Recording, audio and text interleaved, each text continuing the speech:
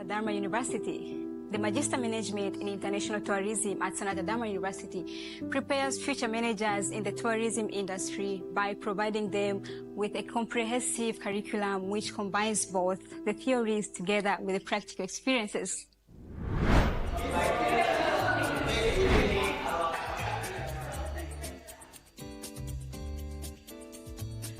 The teaching uses interactive teaching methods that make our learning experience more effective and engaging.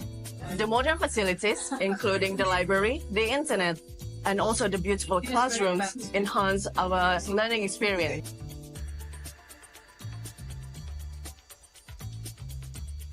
And also our lecturers are incredibly brilliant and experienced in this field. Last week we have discussed about research methodology. Learning some bahasa Indonesia is beneficial for everyday communication with Indonesian people. It adds a personal touch to our experience here. Sekarang apakah ada yang ingin bertanya? Saya ingin bertanya. Ya, silakan.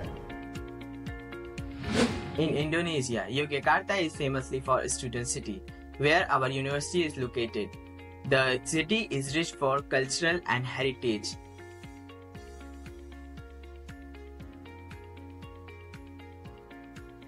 The presence of Sultan make it more interesting. Moreover, the university is situated in a safe and secure society, make it perfect for a student.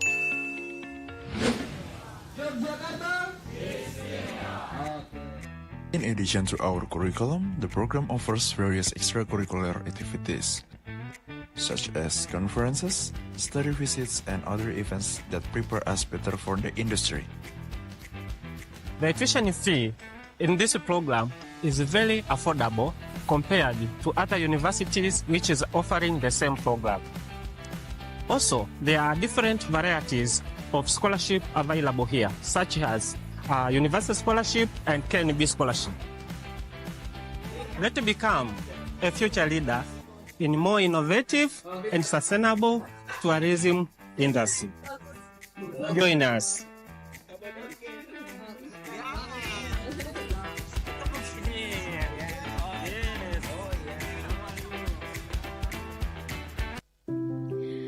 Welcome to MMIT program at Sanata Dharma University. The Magister Management in International Tourism at Sanata Dharma University prepares future managers in the tourism industry by providing them with a comprehensive curriculum which combines both the theories together with the practical experiences.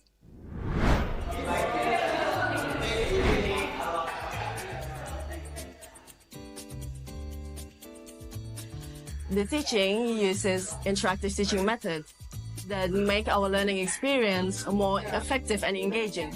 The modern facilities, including the library, the internet, and also the beautiful classrooms, enhance our learning experience.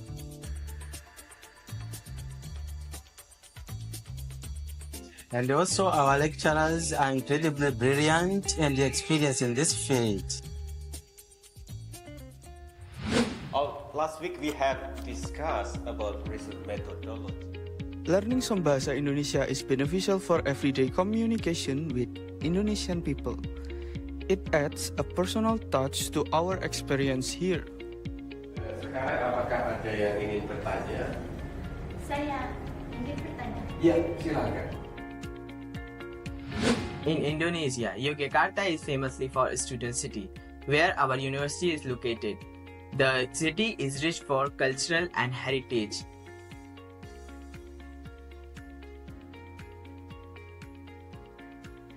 The presence of Sultan make it more interesting. Moreover, the university is situated in a safe and secure society, make it perfect for a student.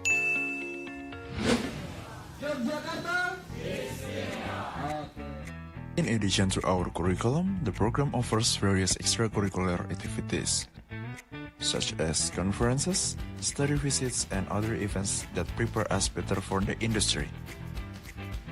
The tuition fee in this program is very affordable compared to other universities which is offering the same program. Also, there are different varieties of scholarship available here, such as Universal Scholarship and KNB Scholarship. Let's become a future leader in more innovative and sustainable tourism industry. Join us.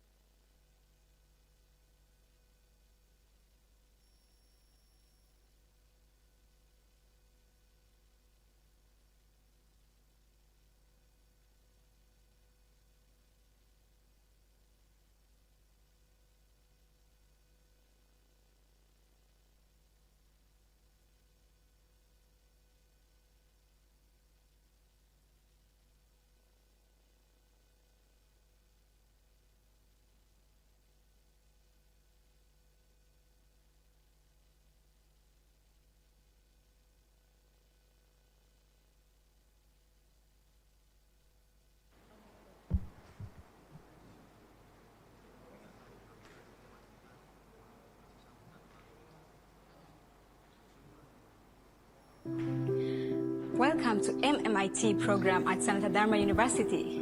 The Magister Management in International Tourism at Sanata Dharma University prepares future managers in the tourism industry by providing them with a comprehensive curriculum which combines both the theories together with the practical experiences.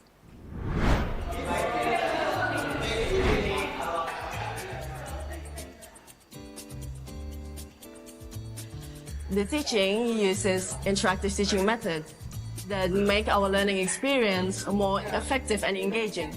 The modern facilities, including the library, the internet, and also the beautiful classrooms, enhance our learning experience.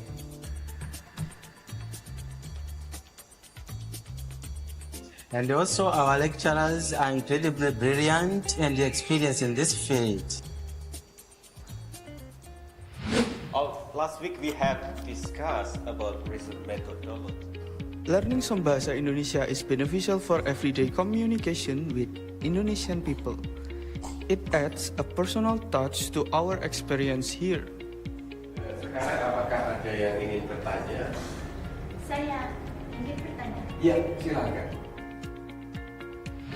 In Indonesia, Yogyakarta is famously for a student city, where our university is located. The city is rich for cultural and heritage.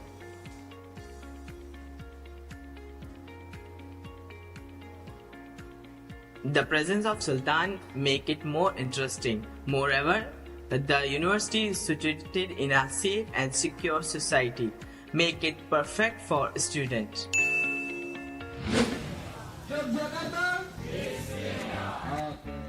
In addition to our curriculum, the program offers various extracurricular activities, such as conferences, study visits, and other events that prepare us better for the industry.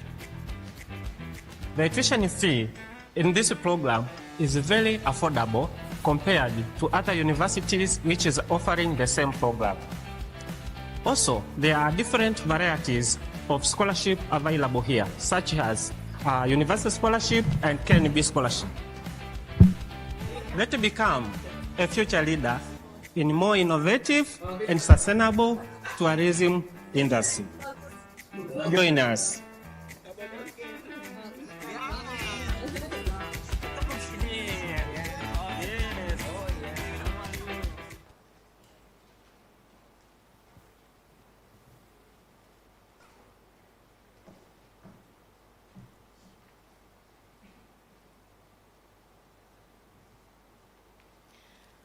Good morning, ladies and gentlemen, distinguished speakers, honorable guests, and participants joining us on set here in Yogyakarta and online via Zoom and YouTube streaming.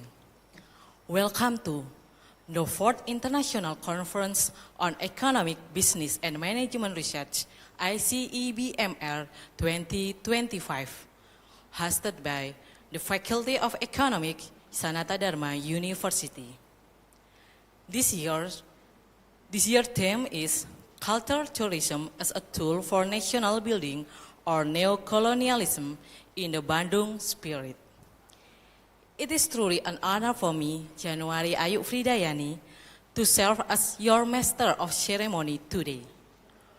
Our conference will consist of opening ceremony, panel sessions, an invited speaker session, parallel session, and finally, the closing ceremony. Let us begin today's event.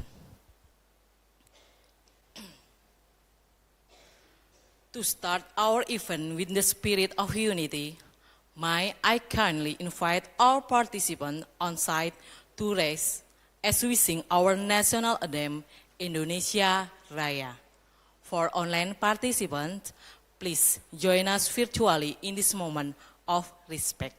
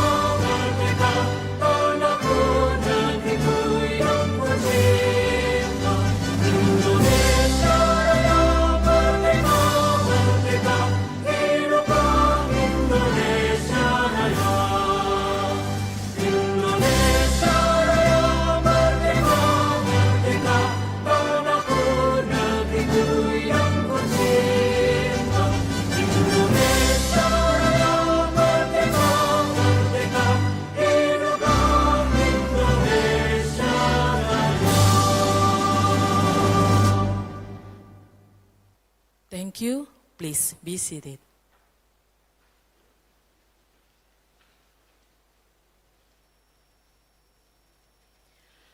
To begin our conference with gratitude, let us now join in an opening prayer, which will be led by Ms. Lucia Kuniawati. Ms. Lucia, please.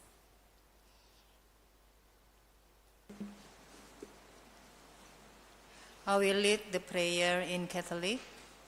Those with other belief and religions, please adjust. In the name of the Father, and of the Son, and of the Holy Spirit. Amen. Almighty and ever-living God, we gather before you today with grateful heart as we begin the 4th International Conference on Economics, Business and Management Research 2025. We thank you for bringing together scholars, practitioners, and participants from near and far to share wisdom, insights, and experience. Lord, you are the source of all knowledge and truth. As we reflect to the theme, Culture Tourism as a Tool for National Building or Neocolonialism in Bandung Spirit, grants us the grace to engage in honest dialogue, respectful listening, and fruitful collaboration. May our discussions not only expand the horizon of our minds, but also inspire us to build societies rooted in justice, compassion, and respect for the dignity of every person. Bless the committee of this conference for their dedication, the speakers for their courage to share, and all participants for their eagerness to learn and contribute. May this gathering be a space of mutual enrichment and a witness to the value of unity in diversity. We entrust our time together to your loving care, asking the intercession of the Blessed Virgin Mary, seat of wisdom, that all we do may be for the common good and for your greater glory. We make this prayer through Christ our Lord. Amen. In the name of the Father, and of the Son, and of the Holy Spirit. Amen. Thank you so much, Miss Lucia. Ladies and gentlemen, it is now my great pleasure to invite the Dean of Faculty Economics, Sanata Dharma University, Dr. Lucas Purwoto, to deliver his welcome remarks. Dr. Lucas, the floor is yours.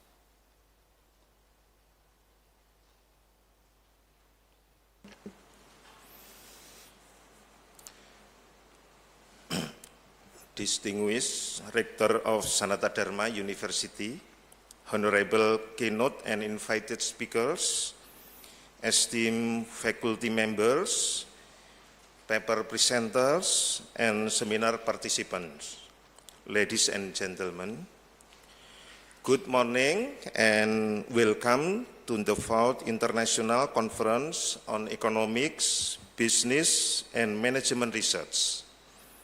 It is both a privilege and an honor for me on behalf of the Faculty of Economics, Sanata Dharma University, to extend my warmest greetings to all of you gathered here today. This year's theme invites us to reflect critically on the dual nature of cultural tourism. The Bandung Spirit, rooted in solidarity, independence, and mutual respect, offers us a powerful lens to re-examine how cultural tourism can truly serve humanity and foster equitable development. As we embark on this academic journey together, I believe this conference provides a meaningful platform for scholars, practitioners, and policymakers to share insight, exchange ideas, and build collaborations that address these questions. The diverse expertise of our keynote and invited speakers, combined with the contribution from our paper presenters, will enrich our collective understanding and inspire constructive dialogue. I would like to express my sincere gratitude to the organizing committee for their tireless efforts in making this event possible, and to all of you for your participation and commitment to advancing knowledge in economics and business. May this conference not only broaden our academic perspectives, but also strengthen our sense of responsibility in shaping cultural tourism for the common good. I wish you all a fruitful and enriching conference. Thank you.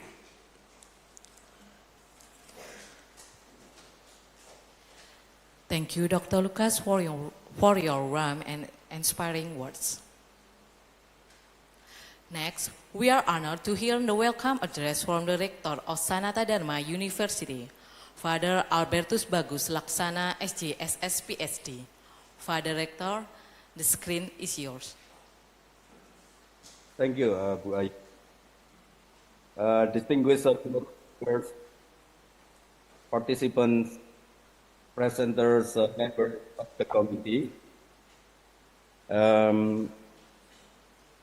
Let me adjust my. I'm very happy to be here to join you online, and it is my privilege actually to be with you, to welcome all of you to this very important conference, the Fourth International Conference on Economics, Business and Management Research done by the Faculty of Economics, Sanata Dharma University. And the theme in particular is very relevant and timely. Cultural tourism as a tool for national building, or neocolonialism in the Bandung Spirit.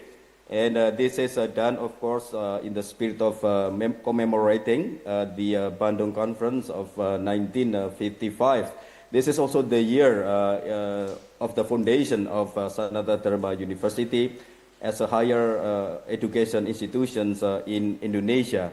So this is a very, I think, very nice coincidence, and I would like to also support this kind of initiative and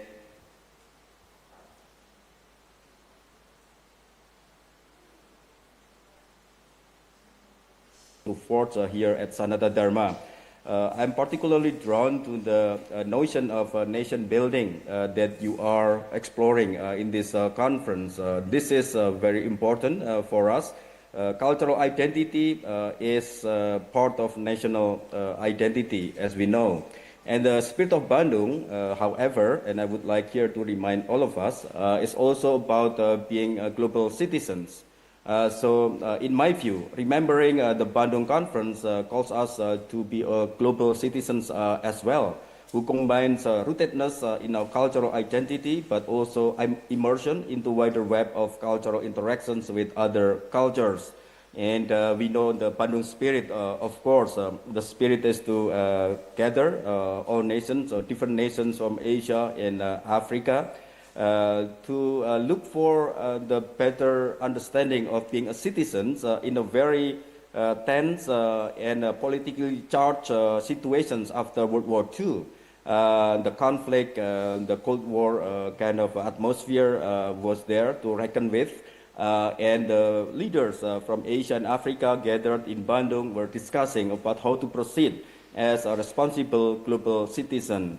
I believe this theme is also related to global citizenship that we are emphasizing here at Sanata Dharma University, together with the whole Society of Jesus globally. And I think cultural tourism is a place of both identity formation, identity making for the nation, but also global engagement. I believe that we cannot live in cultural isolation, but we cannot afford either to embrace global culture without discretion or discernment and care for our own cultural traditions. And I think the questions of balance here is especially important in our age, as we observe the phenomenon of political populism almost everywhere in the world now. Populism oftentimes is marked by ideology of anti-others, as they see that their people are under attack from foreign affairs. We see this here and there, right, globally, but also maybe a little bit in Indonesian politics recently as well. Foreign powers are considered to be menacing and evil, and we see how governments across the world are building stronger walls of separation from each other. I think combining nationalism with nativism, this ideology of populism runs counter to the idea of global citizenship that the Church, the Society of Jesus, Sanata Dharma University, and maybe all of us are committed to.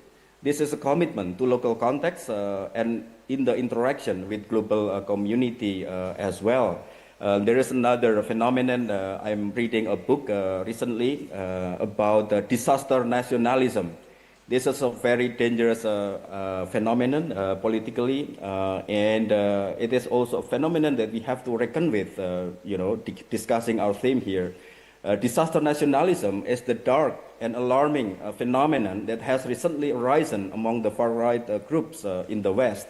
This ideology thrives on the cultivation of the collective feeling of resentment, humiliation, and suffering in a rebellion against the liberal democratic system with its commitment to pluralism and social inclusivity. And so I think in view of all those challenges, cultural tourism among nations in Asia and Africa and beyond should be promoted. And Sanata Dharma is proud to have a master's degree in international tourism that is done in collaboration with different entities in Africa, in different parts of Asia, but also locally in Indonesia and Yogyakarta as well. Healthy cultural tourism should be based on genuine respect for local cultures and their own communities. We should be aware of the commodification of culture in this regard. To avoid commodification of culture by both sides, the local people as well as the tourists, the integrity of the culture has to be protected. The cultural practices being promoted as tourist attractions should always be placed within the integrity of the culture in questions. For example, if the cultural practice has a strong religious dimension, then this religious dimension should be respected even by tourists who do not necessarily share the religious convictions of the local people. In the past, even the definition of local culture was done by foreign scholars. Post-colonialism is important here as a tool for us to be more critical of this colonial baggage, neocolonialism, in the theme that is being promoted, discussed here in this very important conference. And I would say that today, cultural tourism cannot be separated from the questions of sustainability as well. In many cultures, a lot of cultural practices actually have closer relationship with the environment. So over-tourism, this is now becoming a huge issue in tourism industry. Over-tourism everywhere is visible, should be avoided. Ecotourism and sustainable tourism should be promoted along with cultural tourism, in my view. So against all this background, I wish you all a very stimulating and thought-provoking conference. And on behalf of the whole academic community of Sanata Dharma University, I would like to offer our gratitude to all the members of the committee who have worked very hard to put this conference together. For Pak Dekan, the Dean, Pak Lucas of the Faculty of Economics, faculty members, distinguished speakers, presenters, but also the keynote speakers from here and from far and near, and all of us who joined this conference. God bless us all. Thank you so much. Thank you so much, Father Rector, for your enlightening message. Ladies and gentlemen, we now continue to the panel session. It is my honor to introduce our moderator for this session, Father Antonius Marwan, SJSS MM PhD, or more fondly known as Father Marwan. Father Marwan has been serving as a lecturer at the Master of Management program of Sanata Dharma University and researcher at SBAD Unit, Social Business and Entrepreneurs Development. He has also taken on the role of coordinator on the Business Economic and Development Study Program and researcher at Indonesia-China Partnership Study. He earned his PhD from the School of Accountancy, Queensland, University of Technology, QUT, Australia. His doctoral research focused on how does credit unions' accountability influence their performance. Multiple case studies of credit unions in Indonesia. His scholarly interests include accountability and performance, social enterprises, credit unions, and third sector organization. With his strong academic background and dedication to research and education, Father Mawan is well positioned to guide us through today's discussion with our distinguished speaker. Please welcome Father Antony Sumarwan, SG.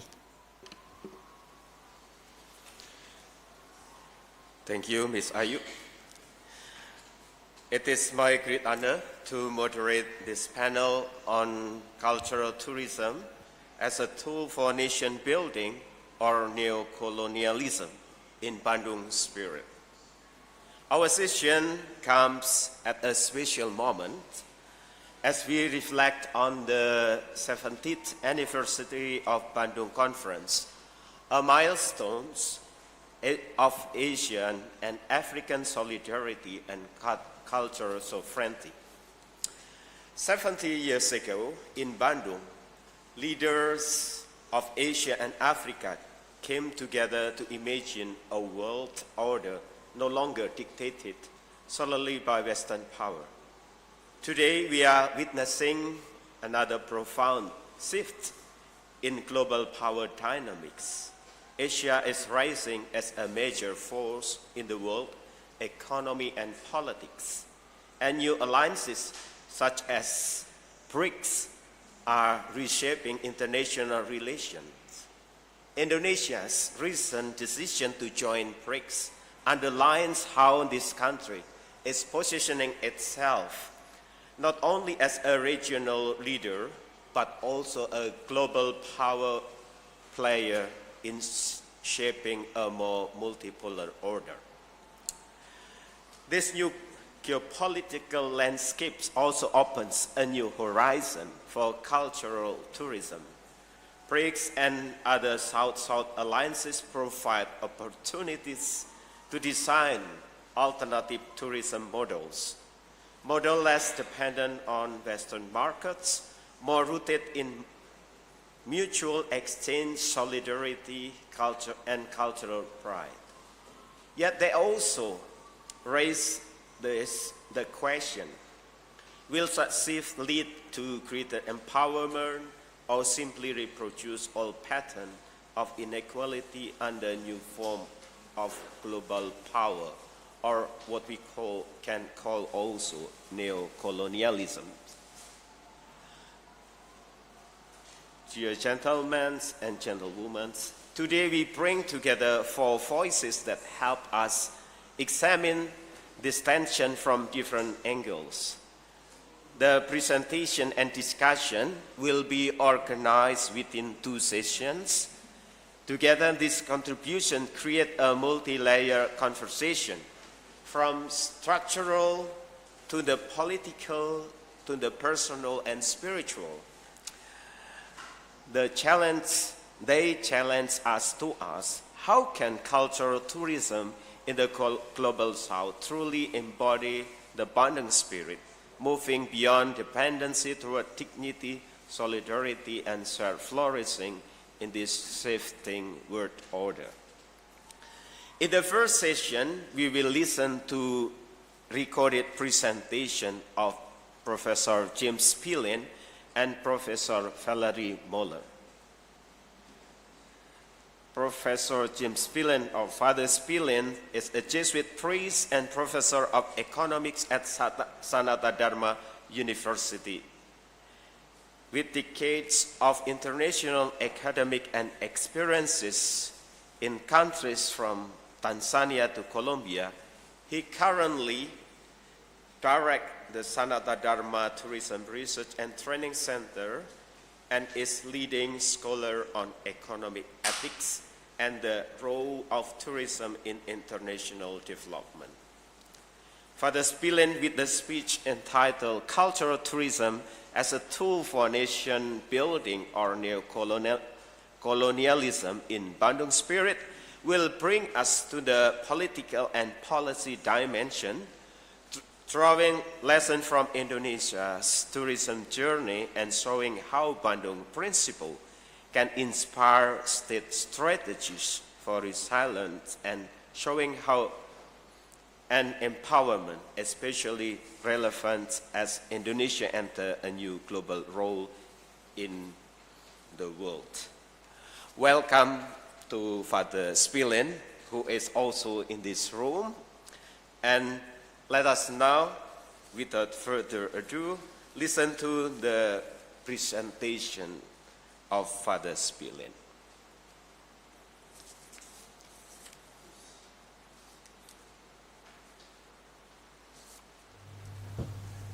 Ladies and gentlemen, welcome to our conference on cultural tourism as a tool for national building or neocolonialism in the Bandung Spirit.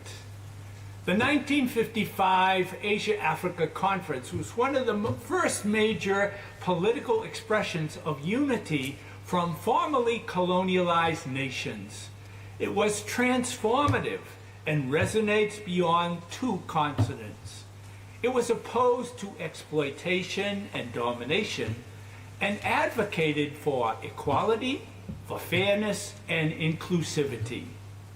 The conference advanced a more holistic and inclusive vision grounded in the lived experiences of colonialized people.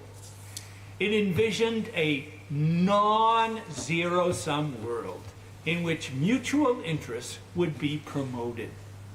It was convinced that among the most powerful means for promoting understanding among nations is the development of cultural cooperation.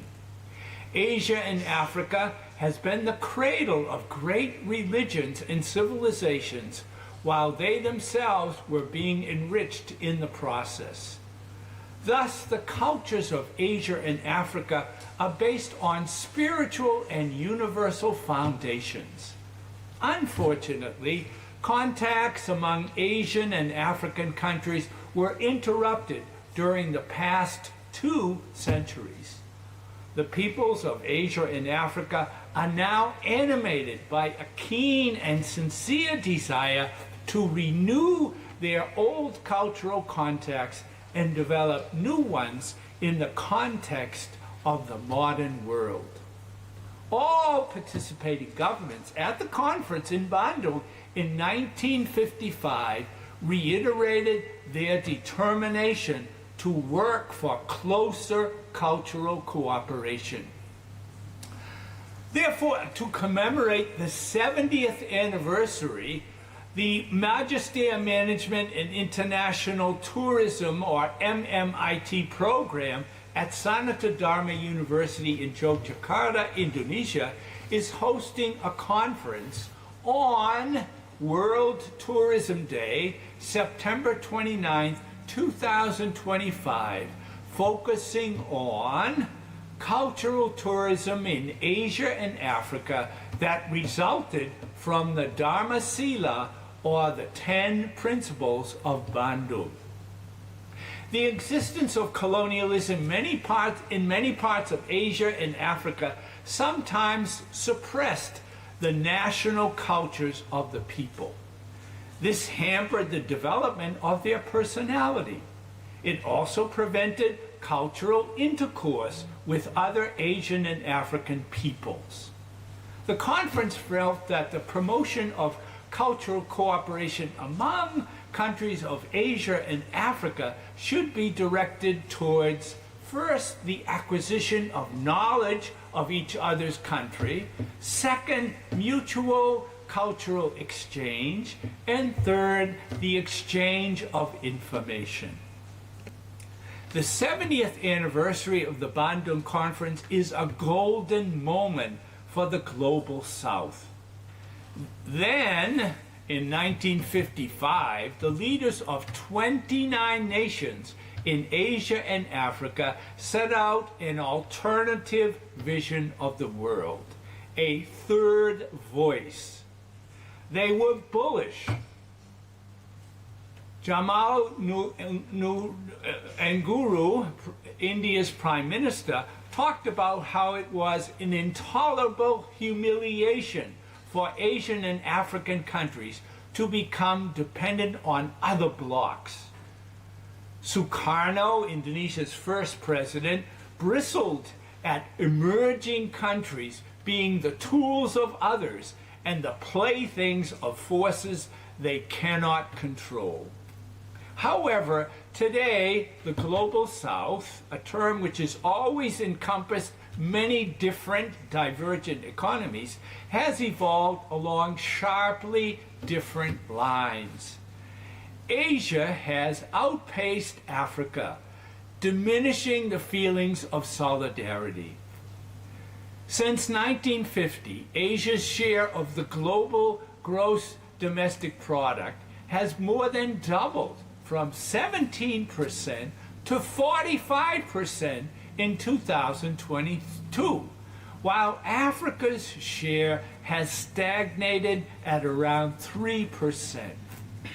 While China was a participant at the conference in 1955, the country contributed only 5% of global gross domestic product. Now it is 20% and the second largest economy in the world. The leaders of the Global South have long claimed that the rule-based liberal order was not very liberal and not rule-abiding. A new multipolar world is an opportunity for change. But individual countries, rather than collectives, may end up having the most clout. The post-colonial aspirations among the emerging economies and developing countries that forged the Bandung Spirit remain largely unfulfilled in contemporary global governance. When President Sukarno spoke of civilization in the inaugural speech, he addressed the importance of resisting imperialism, not just because through borders, but also through memory, language, art, religion, and heritage. Most importantly, he asserted that culture was the heart of the struggle for independence. By erasing indigenous narratives, renaming cities, outlawing native languages, and appropriating symbols, colonial powers systematically underlined the foundations of cultural sovereignty. The Asia-Africa Conference of 1955 and the enduring Bandung Spirit were geopolitical assertions of sovereignty and profound cultural affirmations.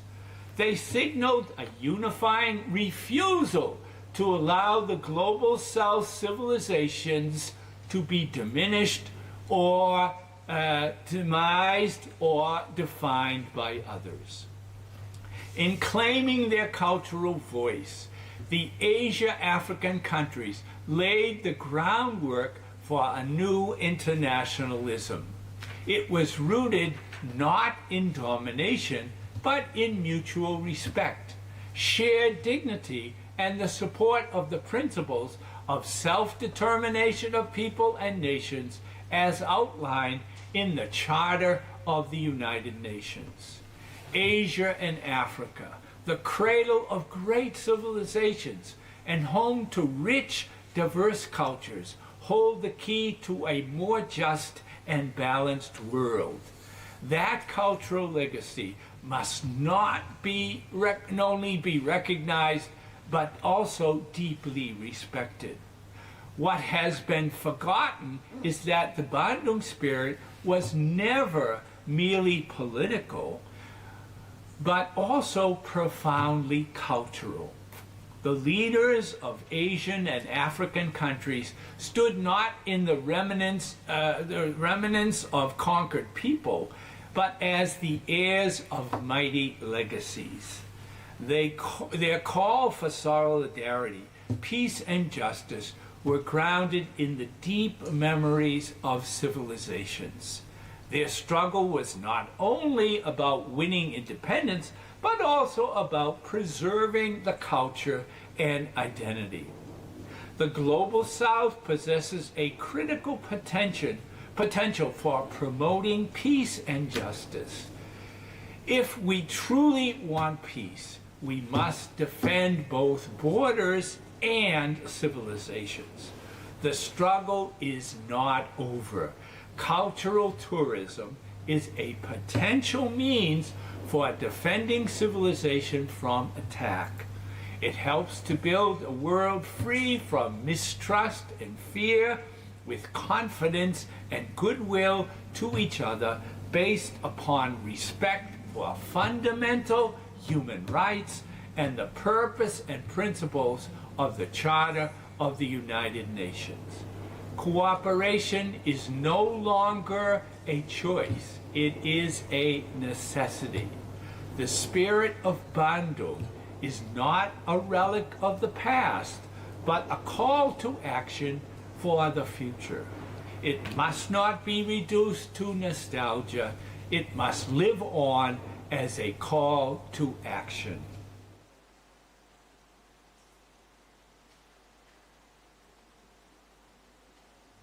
There is a deep need for care when utilizing culture as a tourism resource. In particular, culture should not be manipulated or exploited solely for tourist development. Several studies have pointed out the negative impact that uncontrolled tourist development can have on the indigenous cultures of a region. There is now a recognition of culture as an essential yet delicate component of tourism attractiveness. This has resulted in a perceived need to merge social and economic objectives. There are constraints in the formation of tourist development policies. In a path-setting article on cultural tourism, Goering established an overall measure of tourism attractiveness for a given region. This analysis will provide the framework for our ICEBMR conference. There were 17 factors representing 5 major groupings. They were evaluated by a combination of ranking and comparison procedures. Subsequent analysis assigned quantitative weightings of relative importance to touristic attractiveness to each of the 17 factors. There were 8 variables thought to influence the attractiveness of a tourist region. Then 12 socio-cultural elements were selected. The general attractiveness factors included natural beauty and climate, culture and social characteristics, resort, recreation, and educational facilities, infrastructure of the region, service levels, shopping and commercial facilities, attitudes towards tourists, and finally, accessibility to the region. The socio-cultural elements included handicrafts, language, traditions, gastronomy, art and music, history, work, agriculture, religion, education, dress, and leisure. There are 3 forms of culture: inanimate forms, forms reflected in the daily normal life of a region, and forms that especially animated and often depict historical behavior or events. This process has the goal of providing practical recommendations concerning programs for future development of tourism and related cultural elements within the province of Quebec in Canada. This region was used then as a case study by Goering in 1974.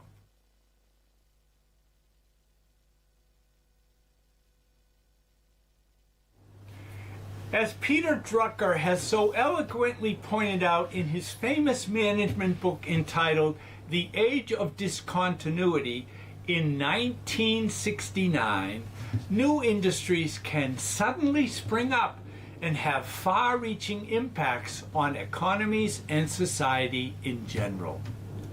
One new industry has risen to prominence is the global tourism industry. Many people feel it is now the largest industry in the world. This is especially true if its formal and informal sectors are included in the definition. Today, some 330 million people are reported to be working in the global yet very local tourist industry. The 14th Tata Oration at the Xavier Labor Relations Institute in Jamshedpur, India, on November 29, 2004, is also a valuable milestone. This lecture pointed out that for some nations, tourism is a nation builder, while for others it is neocolonialism. One developing country that has experienced the ups and downs of tourist development is Indonesia. It is the largest Muslim country, the third largest democracy, and the fourth most populous nation in the world. In the 1960s, it selected tourism as one of its primary sectors for development. So through foreign direct investment and government-sponsored promotion techniques, its tourism industry boomed. However, it was severely upset by a series of unfavorable events both in Indonesia and around the world in the late 1990s and the early part of the 21st century.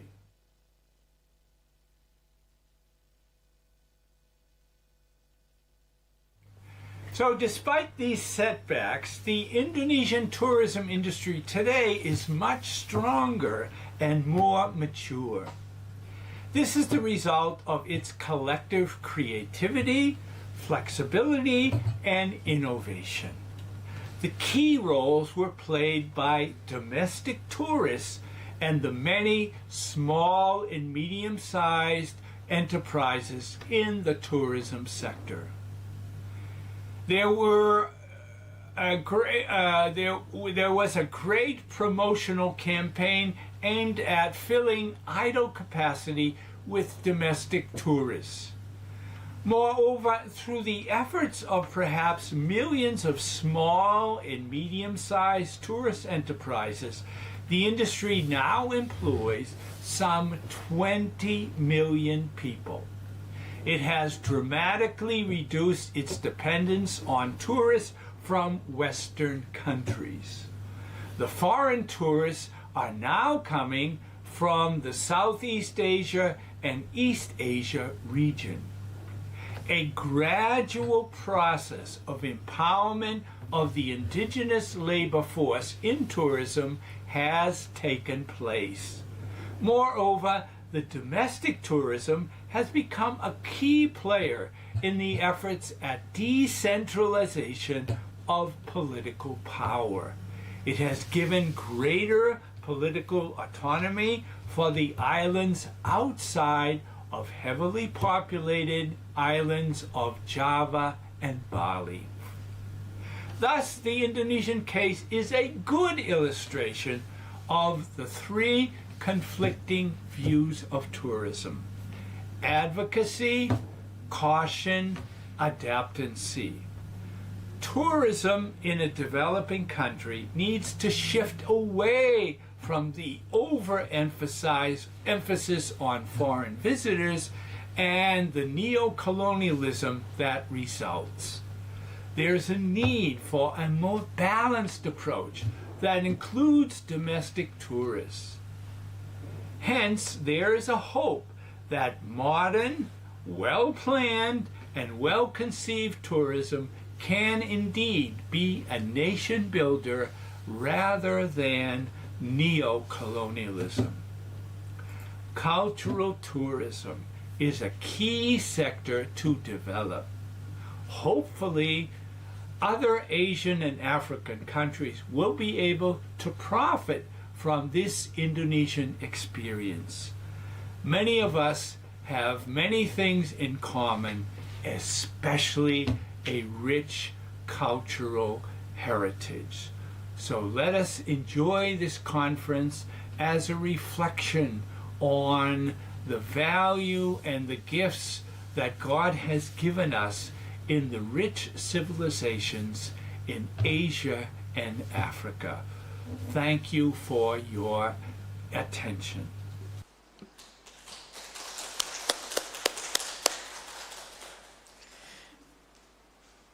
Big applause for Father Spilin for very inspiring presentation, and also various beautiful ethnic clothes. There are many points that we can discuss later. For example, about idea about that Asia-Africa provide new internationalisms, and also idea that culture potentially means for defending a nation. And also from Indonesia about how Indonesia need to focus on more about domestic tourism. I think that's very inspiring idea. We will discuss later, but now we will continue the second presentation from Dr. Valerie Moller. Dr. Valerie Moller is Professor Emeritus at Rhodes University, South Africa, and a pioneer in quality of life research. He has published extensively on well-being and social indicator, and has brought unique insight into how tourism can enhance quality of life and nation building. Professor Valerie Moller will invite us to the human and social dimension, demonstrating how tourism affects quality of life, social cohesion, and cross-cultural understanding. So let us listen to the presentation of Professor Valerie Moller. Thank you. Today is a very special day. We are here to celebrate World Tourism Day at this international conference on cultural tourism as a tool for nation building in the spirit of Bandung. And our conference is also part of the celebration of the 70th anniversary of the Asia-African Conference held in Bandung. I'm Valerie Moller, an emeritus professor in quality of life studies at a very small South African university.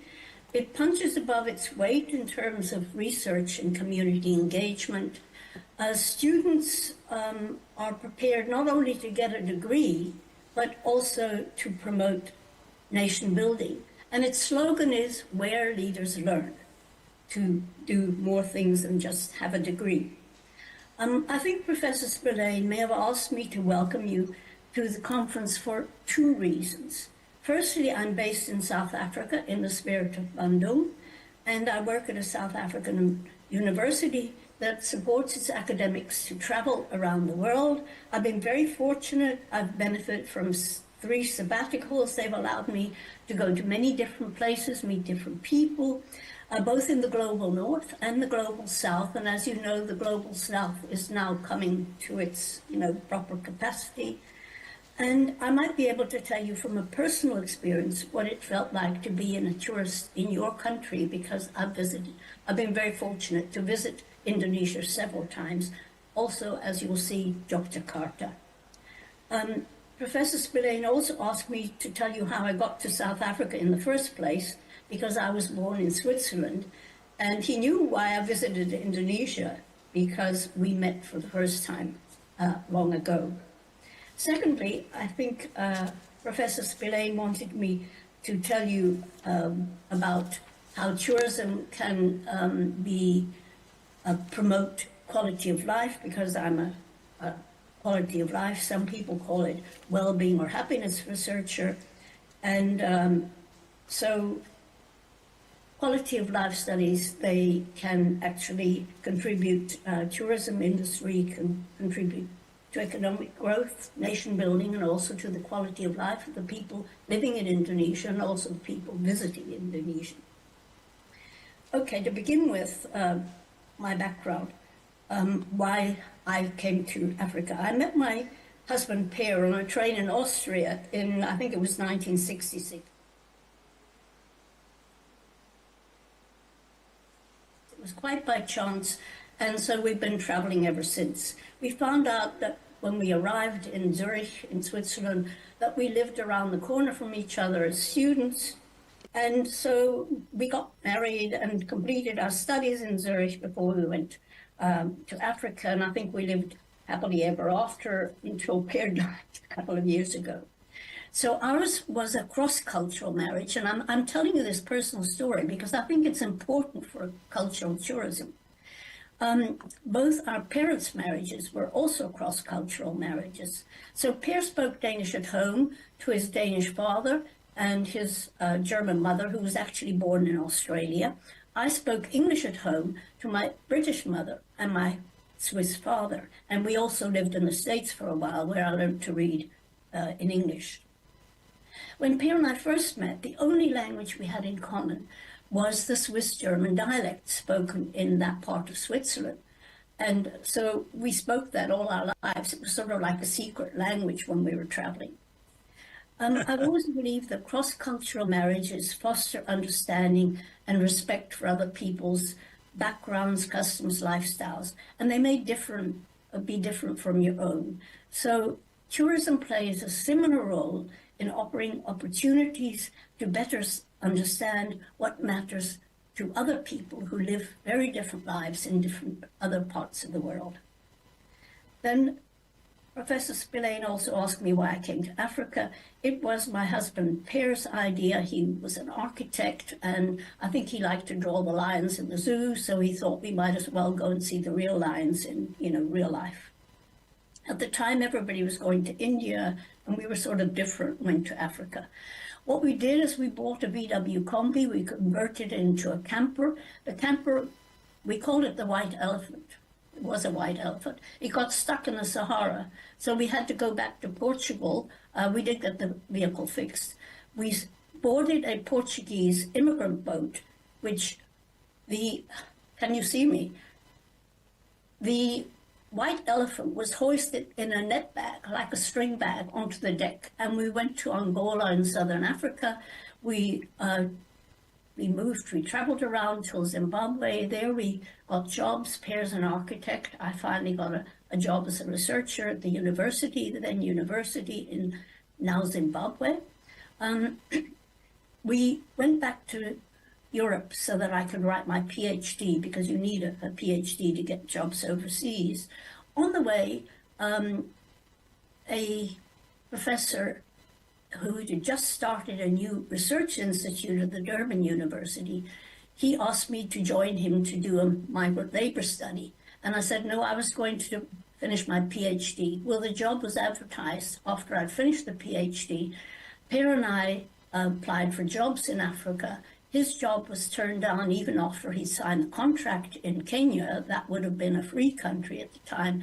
So we went to my job in South Africa under apartheid. It was quite an experience, I can tell you. So now, yes. Professor Spillane suggested I also tell you why I visited Indonesia in, I think I've got 1989, I've got the wrong date. It was my South African director of the Institute who knew Theodore Humph because he'd actually worked with him. Theodore Humph was the first person in Africa to conduct a quality of life study.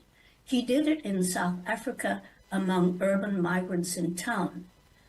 He was there he was interested, he was a conflict researcher who tried to go to places where there was conflict to see how you could actually make peace in that country. And he was looking for how we could get peaceful change to come to South Africa, which turned into the title of the book he wrote about the research. So what he did, he used a 5-point scale with faces, and the migrants, they rated their life satisfaction from 5, very satisfied with a smiling face, to minus the other side, which was very dissatisfied and angry. And as you can imagine, many Black South Africans were quite angry at the government where they lived at the time. So I asked Professor Humph through my director if I could visit him. So that's where I went on my first sabbatical, and he talked about his experiences in nation building, his other visits to Indonesia, and I was absolutely fascinated. 2 years later, he kindly invited me to join him for his next trip to Indonesia, which was in 1989. The Professor Humph's Indonesian research project was sponsored by Miserior, a German philanthropic organization, and the idea was we were to learn more about the situation of education and Catholic universities in Indonesia. And Humph and I were to visit 6 Catholic universities in both Java and Sumatra to talk to students as well as their teachers and other university staff. Now, we started by visiting the Catholic University in Jakarta, Atmajaya. No, I think it's Amata. I've got it right, Atmajaya. Remember that. And if you can see the background, this is a souvenir. This is a present they gave me for visiting them from '89. I still have it. I can still wear it. Then we traveled on to Bandung before we came to Yogyakarta. And it was there that Theodore Humph and I met James Spillane at Sanata Dharma. Now, we were very impressed when we saw Professor Spillane's library. It was air-conditioned. He'd raised the funds for that. And students could be very comfortable there in cool surroundings to meet and to work. I heard that the new library now houses the Sukarno's collection, and I assume that that will be a national treasure, and I don't know if the collection is open to the public or could be a tourist attraction, but maybe you can tell me later. Now, Professor Spillane and I were to conduct a survey among students at the Catholic universities, as I told you, and it was really a quality of life survey. Catholic organization Miserior wanted us to find out if graduates, alumni of Catholic universities could be considered as agents of positive social change in society. And Professor Spillane remembers that we sent out about 15,000 questionnaires, printed ones, and got back 5,300 responses. So consequently, there was a lot of data. We had to go to Frankfurt and Freiburg in Germany to analyze this rich data, and that was in the summer of 1990, where we met up again. It was just before the fall of the Berlin Wall, which was a very turbulent time of change in Europe, and we are now in turbulent times again. After my first visit to Indonesia, sponsored by Museo in '89, I was again invited by Theodor Humph in '99 to join his team, and we visited Sulawesi as well as Java, which I hadn't seen before, and it was also on a nation-building research. My next visit to Indonesia was in 2000. I'm sorry to give you all these dates. I had to look them up. But I came with my husband to Bali, and it was just for a short week because I'd been invited to a conference on quality of life of cities in Singapore, so we could hop on a plane and go to Bali for that time. We did come back again, remember that. On my next visit to Indonesia, this was my third and last sabbatical in 2005. My husband and I went on what he called a world trip. It was around the world in 8 days, not like the French author Jules Verne's The Round the World in 80 days. And the photo book that he made of the trip is 3 volumes with all the pictures and all the restaurant slips, which I photocopied, and it's also a treasure to remember. Anyway, you may have seen the movie of Around the World in 80 days, and I'm sure James Spillane has because he loves movies. We started from South Africa, traveling east to the Philippines, then to Indonesia for a whole month, thanks to Professor Spillane, then to the US, where we visited various cities, Los Angeles, San Francisco, Washington, to visit monuments because Per was into architecture, then Europe, Copenhagen, that was where Per was born and his parents lived, Berlin, France, before returning home to South Africa. So it was a world trip. Now, in 2005, Professor Spillane had organized the visas for us, which are very important to come as a tourist. And you had to give some idea of why you were coming, to make sense. To secure the visa, we said that we would be enrolling in a language and culture course at Sanata Dharma's Center for Language and Development Training. And I'm showing you, can you see that?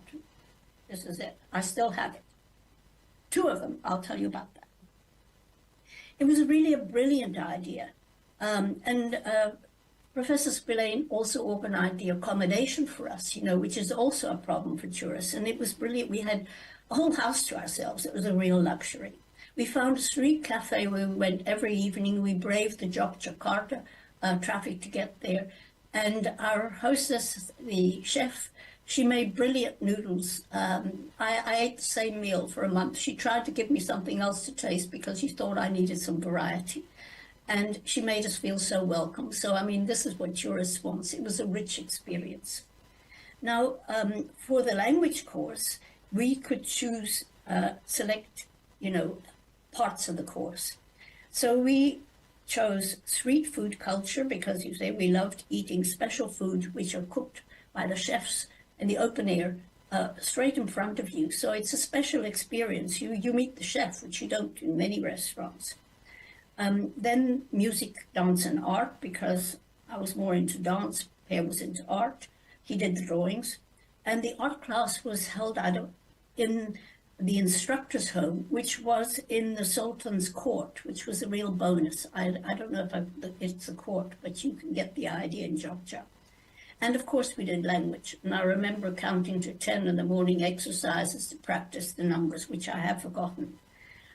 We visited several monuments and places of interest in Jogja, and Professor Spillane would give me a report before I went in advance, and then he asked me to report back on our experience when we came back. So, this was sort of like a bit of research. And I do remember commenting that we went to a heritage site and there was a lot of litter around, and I thought that was disrespectful. I'm sure there is no litter there today. I even celebrated my 60th birthday in Jogja. My husband asked our culture tutors at Sanata Dharma to join us in a Chinese restaurant. And it was a very special evening, what the Danes would call hygge. It's Hygge, which is sort of the Danish way of living well. And it means that you are comfortable with people in a setting. You just feel, cozy and at ease. Now, I remember the neon lighting, which was really very stark. And that is not at all Danish hygge, because they use ambience lighting. And the reason I know this is because different countries, different, cultures. I learned about hygge because I married into a candle factory. My father-in-law was the director of 3 candle factories in Switzerland, and candles are considered very hygge in Denmark. And people will go to places, restaurants, where they have candle lighting and things like that. There's even a Danish quality of life survey research where people said candles were very hygge. So from our base in Jakarta, we also visited Lake Toba, where we had a tour guide who'd been a guide to very famous explorers. We felt special. We went further up the coast. I think it's to Banda Aceh in Sumatra. And we particularly visited different places where the architect was different. That was for Pear in Sumatra and Sulawesi. It was a trip of a lifetime. I've forgotten about the counting, but I do remember the farewell party for another Japanese student who was in the language course. And there was a huge sign with, I think it said, Sampai Jumpa, come again soon. Have I got it right? I hope so. And that was very welcoming for a tourist or for a person who did the language course. As I say, I still have the souvenirs from the Sanata Dharma cultural course, my birthday present, which was Javanese traditional music here, which I play, and I have the two mugs still here, which were given to us. I didn't have place, somehow I found place in our rucksack, because we still had 6 months to go. Okay, I want to tell you a last tourism experience. Theodore kindly arranged for me to go to a model of Indonesia in Jakarta. And it was quite amazing. I walked around and I saw the vastness of all the islands that make up Indonesia and many cultures. I was just overwhelmed. I took lots of photographs with the then sort of little instant camera, and particularly of the roofs and the architecture for Pear, because I wanted to show him when I got home. That's what tourists do. They tell their friends and where they've been. And the tour guide said, everybody else takes pictures of people. Why are you taking photos? I said, well, it's for my husband. They are just so special. And, you know, it was really, those styles of roofs in Indonesia are just amazing. They also have a cultural significance. I think they protect about you from bad things. I was also introduced to the quiet strength of bamboo, which structures need when they're being built. And I also took photographs of them for my husband. Just a quick thing. When we visited Indonesia, school children would ask us to give interviews. And because I'm the survey person, I did the interviews, and I felt it was getting a taste of my own medicine. What the school children, the first question they asked, like we do in regular surveys at university, they asked us how old you are. Now that is considered in Europe sort of an impolite question to ask an older woman. But anyway, I gave the date, the number, and I hope they would understand it, because numbers are very difficult. I mean, in France, you say 80, and you have to say 4 times 20 to say 80. You know, it's different countries, different cultures. At the end, I was asked to rate their proficiency in English, and I always gave them a good rating so they could take that back to their teacher. So we had some locals who were also happy, as we were happy. We were also asked to pose for photographs, and we didn't mind. I feel that was very sort of local and hygge, you know, cozy. But a German colleague who went to Indonesia before I ever knew about Indonesia. She told me about it. And she was there with her husband, who had a job at a Catholic university in Surabaya. He was into administration or something. Anyway, she was asked to take photographs, and she was sort of about this much taller than everybody else. And she didn't feel comfortable. She felt like a freak, sort of thing. But there's a happy ending to the story, because later she wrote to me, she loved Indonesia now. She was working with some musicians who had a band, and their music was from the highlands, and she helped them record on a CD their music. So she felt, she was also playing a cultural role there and felt comfortable. Okay, now we're parting to the sort of the scientific part of my talk. I hope I'm probably going over time, because as a quality of life scholar, Professor Spillane asked me to share with you how tourism can contribute to quality of life and to nation building. What I've chosen are 2 indexes of quality of life. They were developed by my Australian colleagues, and they've been tried and tested around the world. In South Africa, we included the personal well-being in a survey, and I've also done focus groups, because sometimes you use indicators that come from Western countries, and it's lost in translation in other countries. And so, okay.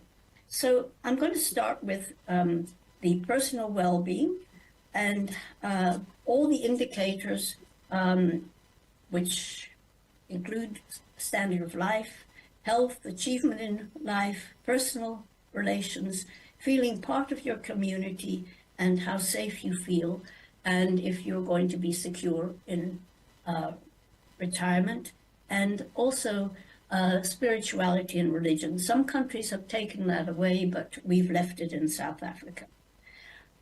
Overall, all these indicators contribute. They're tested that they correlate with overall well-being. And of course, tour guides, travel offices, can serve as local cultural ambassadors for Indonesia.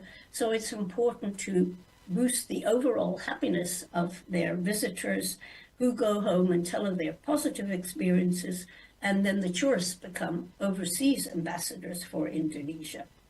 And as you've heard, we certainly, our overall quality of life, my husband Peter, it really was a rich experience, and it was very, very positive to learn about Indonesian culture and also some of the everyday life. Now I'm going to go through these 6 indicators quite quickly.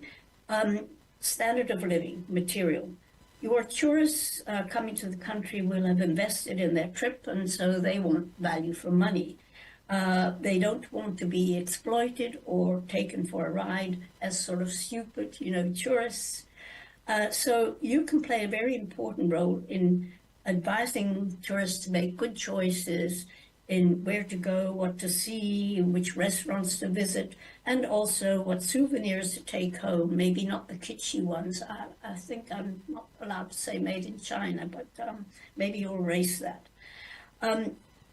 Then tourists go back. They show everybody their souvenirs like I've shown them to you. They're very important and practical. And so they bring more tourists to your country. Health and safety. Now, holidays can be very beneficial for mental health, which is a big craze these days. People want to feel good. So the tourist industry protects the tourists. It also can advise them in advance about, their health when they come, if they have to take any vaccines or what medicines to take or not to take if you go to Australia. They show you where to go to eat the right food. Ones also choose breaks and stops en route to make tourists feel very comfortable. I also want to ask you if people with disabilities are now able to travel the world, and I wonder if people with disabilities have the opportunity to travel to Indonesia, if that's possible. Talking about safety, organizers also need to assist travelers when they get sick or have an accident.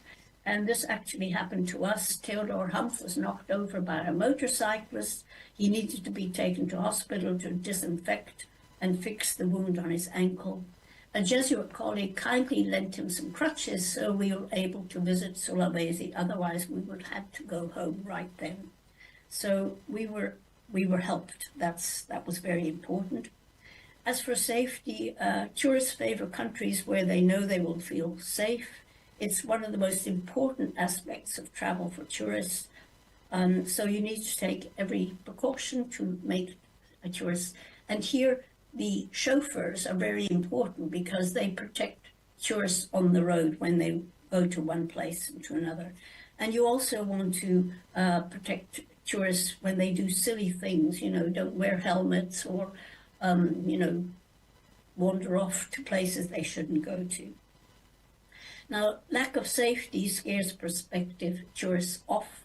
I remember we were made particularly welcome when we visited Bali in 2004 because many tourists had stayed away after the Bali bombing, the terrorist attack in 2002.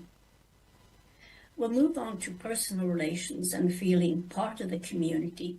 Now, quality of life studies know that relational well-being and harmony in community and society are very important for collectivist societies that are mainly in Asia and Africa, as against individualistic countries where the United States is considered a very individualistic. Now, Indonesia's Pancasila is ideally placed to make tourists feel comfortable, welcome, and fit in while visiting Indonesia. I'm sure that you talk to your tourists about Indonesia's philosophy. You may have heard of the Club Mediterranee in Europe. This club offers stays on private beaches and other resorts. It actually isolates tourists because it wants to protect the local communities being exposed to tourists' lifestyles, their dress on holiday, which are not always locally acceptable, and also from being exploited by tourists or being made to feel inferior, because they may be richer than the local tourists. So I don't think that is needed in Indonesia. It's not necessary to put tourists in special places away. Actually, I think in tourists coming here, the tour guides are cultural advisors. They'll help tourists to learn how to greet, to say thank you, and to behave and to dress in a manner that they fit in. Lastly, spirituality and religion. I doubt that tourists who come to Indonesia will be religious pilgrims, such as people who go to Mecca or to go on the road to Compostela in Europe. However, some tourists will be interested in local religious holidays and religious rituals. For instance, my pair and I, we were invited to a traditional funeral ritual in a remote mountain area as guests. And the members of the family who gathered there on that day to come a long way back to Indonesia to honor their family who had died. So some aspects of the funeral ritual actually reminded me of ceremonies that honor the dead in Africa, in the local area where I live. A question to you, we were asked to bring a packet of cigarettes as our contribution. And I always wondered why. Are cigarettes very expensive in Indonesia? I know that Professor Humph loved the cigarettes which had clove in them. And or is it because they didn't know what we could find to bring along? Anyway, so that's a question to you. I'm moving on to the International Wellbeing Index, also devised by Australians. And that has 6 domains. And as Professor Sperry-Lane is an economist, he'll appreciate the list of domains. It's the country's economic situation, the state of its natural environment, social conditions for people living there, if you're how the country's affairs are managed, which will be government, business, which also very important for economists, and national security. And I've talked to you about national security. People don't want to come to unsafe places. So the economy. Most important for Global South countries will be to develop the tourism industry, to boost their country's business opportunities, and also to grow the economy. Professor Spillane also talked about sports tourism. Now, international sports events bring fans to the country to the hosts who want to they'll boost the economy, but it also boosts the national pride that people experience and nation building. The example from South Africa is the 1995 Rugby World Cup. At the time,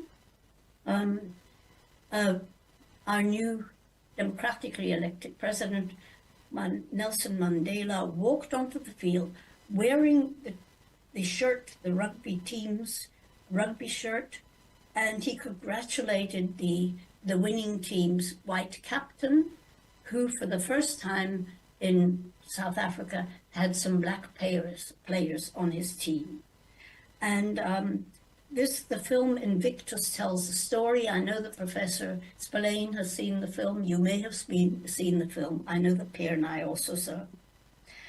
In 2010, South Africa hosted the Soccer World Cup. Again, stadiums were built and the many soccer fans came to South Africa. And after seeing all the games, they also stayed in the country and spent money, and they went to see our lions, like Pierre, was very interested in. So the Rugby World Cup and the Soccer World Cup showcased the new South Africa, the new rainbow nation, its unity and post-apartheid harmony. Interestingly, we had a sample survey at the time of the 2010 World Cup, and we found that Black South Africans remembered two major life events that they'd had. One was voting for the first time in the 94 elections, where everybody in the country could vote. The second time was watching the Rugby World Cup in 95, just a year later. Move on to the natural environment. The tourism industry can play a role in protecting the country's natural environment, the natural resources from degradation, and I've mentioned from litter.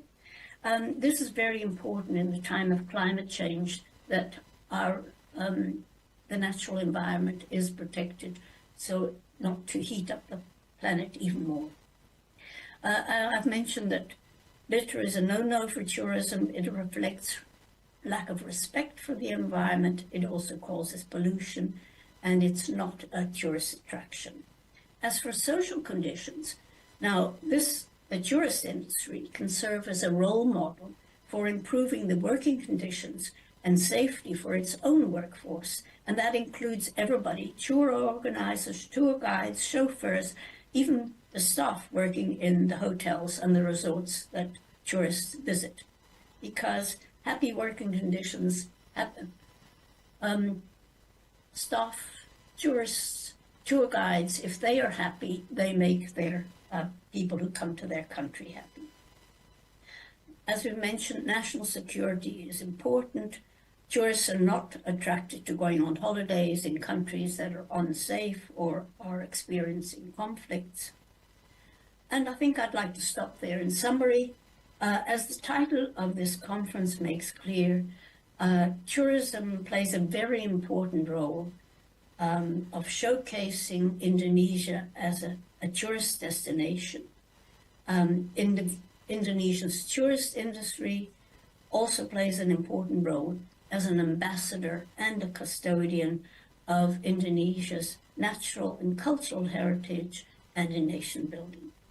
So I'd like to say goodbye. As we say in Africa, go well. I wish Indonesia every success as a sought-after tourist destination that does its nation and its people proud.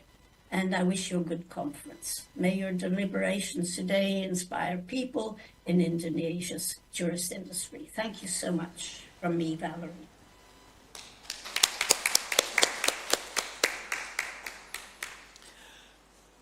And again, thank you very much, Dr. Valerie Moller, for your insightful remarks.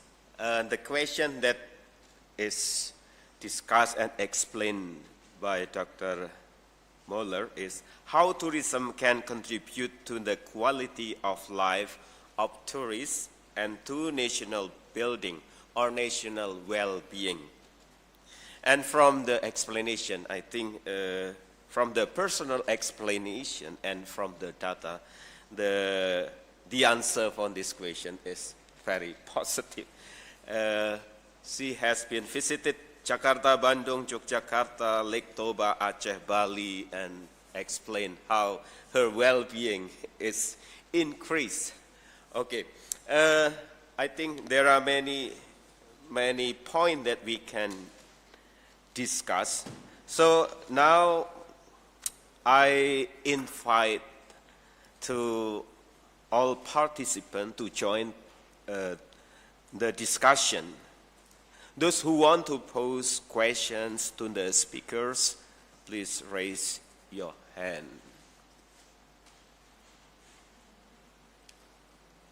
Okay. One from Mr. Marcellus Asri. Okay, we can start, I think. Please, Mr. Marcellinus. Yeah, thank you so much, Marwan. Is clear my voice? Yes, please. We are hear you. Yeah, thank you, Father Marwan. It's a really great presentation from Father Prof. Spillane and Prof. Valerie. As you know, there is a stressing point from Father Spillane. At the time he explained regarding that we should be make stressing point in the not by domination, but mutual respect around nations join together. But I have a simple point of Spillane. What do you think about how to reduce our nation regarding poverty around the world, especially in your presentation say that to create well-being, we still need mutual respect. In my opinion, mutual respect in economics, we should be doing together in enhance our trading between countries. And also, I have also information from Prof. Marwan at the time. He is expert in credit union and still work in credit union as of now. And then, what do you think about enhance our capacity, our nation? We should be shifting from agriculture nation to another points like point attention in the services or industry. What do you think about that, Prof? To shifting our nations to poverty, from poverty to create well-being. That's my question, Father Marwan. Thanks so much.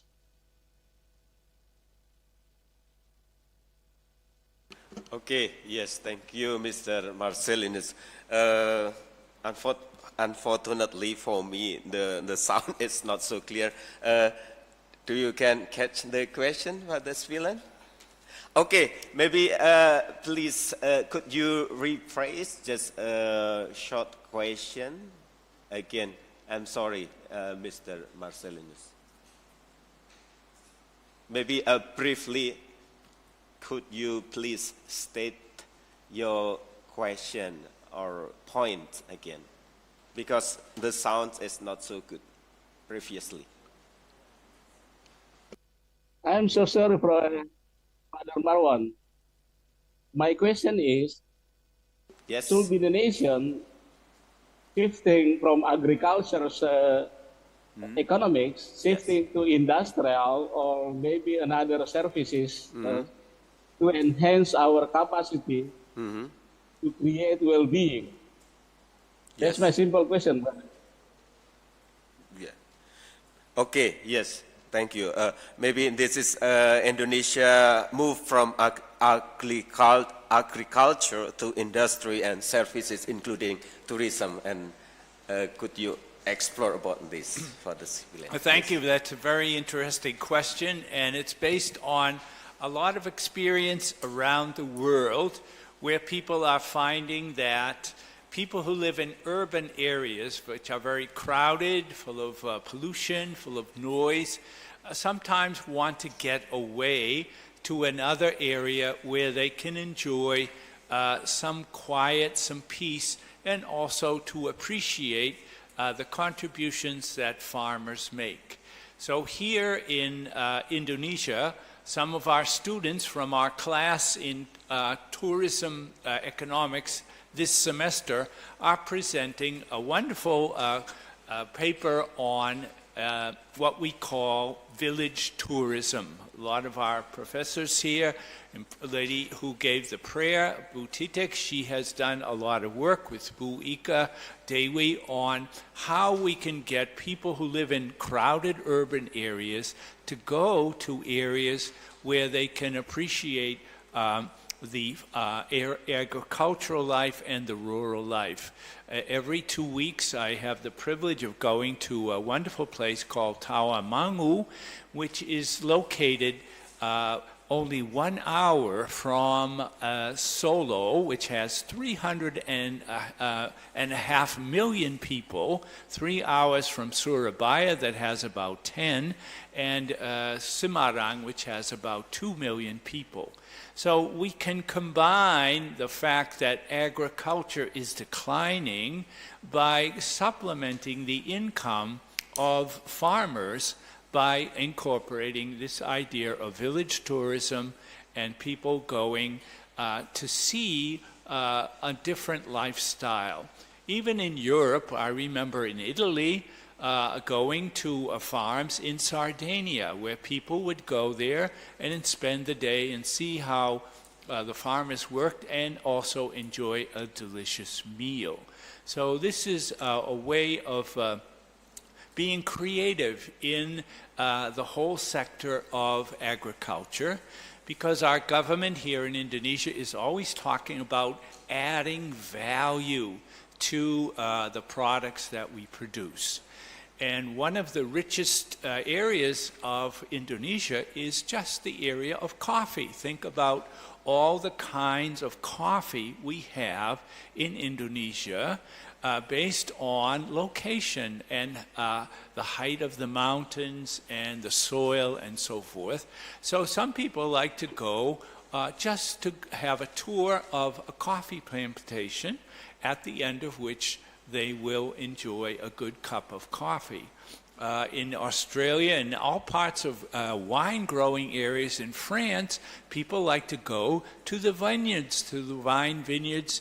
Even in Australia and Adelaide, they go there and they have a tour, and then they have a nice glass of wine at the end. When I was stationed in Milwaukee, you could go to a factory that made beer and see how it is done.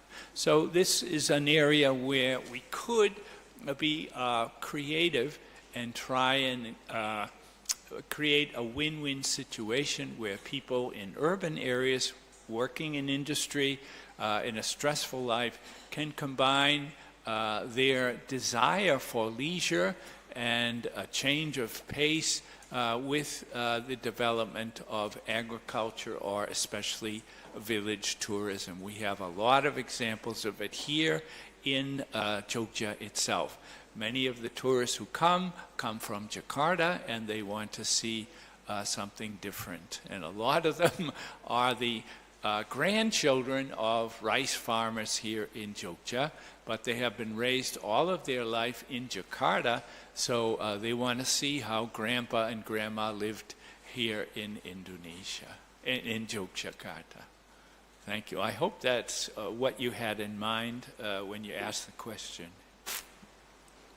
Okay. Thank you, Father Spilin. Is it all right, Mr. Marcellinus, for the question? It's okay, Father. Yeah. Okay. And yes, Father Spilin provide an explanation that we can connect tourism with agriculture and tourism agriculture. This is a potential that can be developed. Okay, thank you. Is there any other questions? Okay. Okay, Ibu Ike, could you? Yes, please. I think it's explain it directly.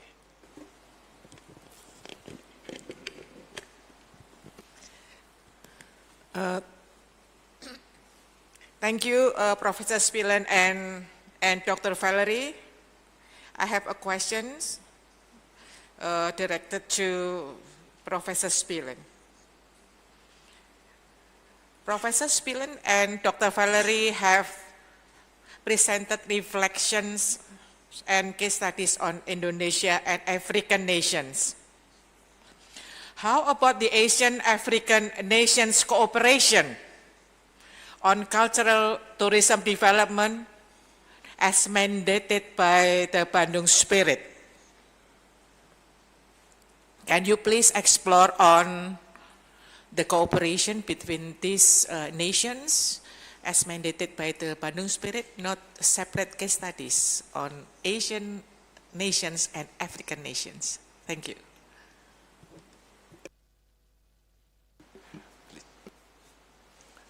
Personally, I find it very disappointing. When I was a young undergraduate student, the President of America was John F. Kennedy, and my generation of college students was very interested in developing countries, and they started an organization called the Peace Corps. And these were young people who decided to devote 2 or 3 years of their life, especially after graduation, going to a developing country, particularly in education, but also in, if they had skills such as agriculture, to work with people in developing countries. So I've always been keenly aware of this need for cooperation, and most of the cooperation, as I said, has a kind of a colonial tone to it. Yeah, the rich people come and tell us how to work and how to do things the way they do it in other countries and so forth. And this creates kind of an inferiority complex among the people who are receiving, that the exchange is not necessarily two-way. So I've always lamented the fact that this conference was 70 years ago, but we don't have much cooperation between Asia and Africa. And so that's why our university, Sanata Dharma, should be very, very proud of the fact that we have a program that has trained already 6 Tanzanian students who have graduated from our program, have gone back and become lecturers in Tanzania. And during the presidency of our previous president, Jokowi, he visited Tanzania, and the president of Tanzania came here to visit Indonesia in the hope that there would be long-term cooperation. So my feeling is I'm very disappointed. I don't see much evidence of this. As I mentioned in the talk, the problem is China has taken off, but Africa is staying behind. So we have the Chinese talking about the Belt and Link programs to help Africa with infrastructure and things of that sort. And that's a good sign, because Chinese are very clever people. They have a lot to offer to us, especially now.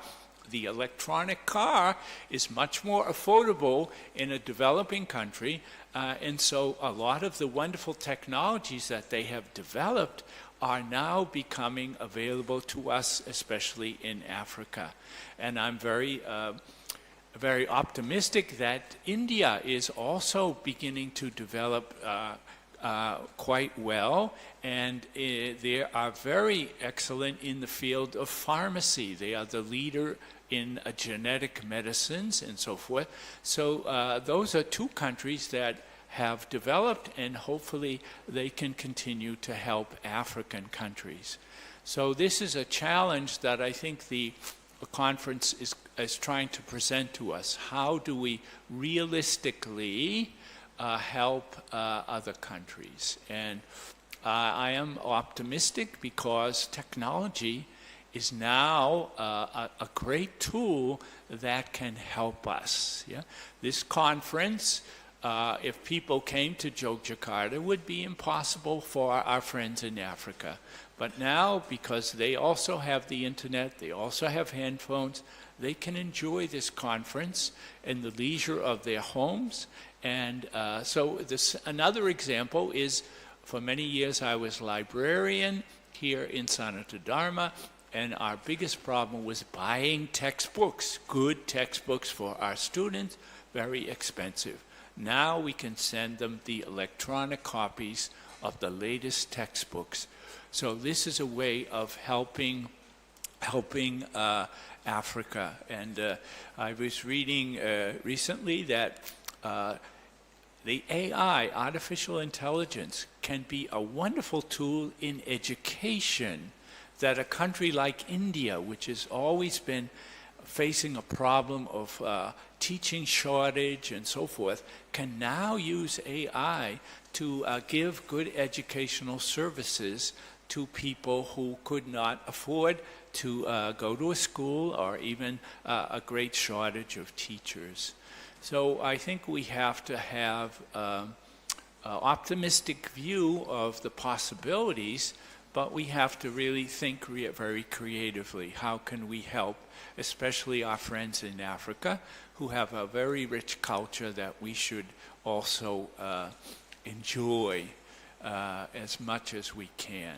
The only problem with tourism is the consumer has to go to the destination to enjoy the facilities there. So let's hope people who have never been, who have been all over the world but never been to Africa, enjoy the benefits of safari tourism and other aspects of tourism that are unique to Africa. Thank you very much for a very good, interesting question. Thank you. Okay, just to add, Indonesia has hosted second Indonesia-Africa Forum in 2024, and I think this forum also very good, and Indonesia also think that we need to invest to Africa as well. I'm waiting that this strategy also will develop in the future. Yeah, one example is among the Jesuits. The Jesuits have a program called tertianship, which at the end of our long training, they spend 6 months in pastoral experience. And this year we were able to welcome 2 priests from the Eastern African province. One is from Uganda, who's really a Tutsi from Rwanda, and the other was from Kenya. So that's where the Jesuits, hopefully, are a very international organization with a lot of South-South possibilities. They can kind of give a good example to the rest of people. Thank you.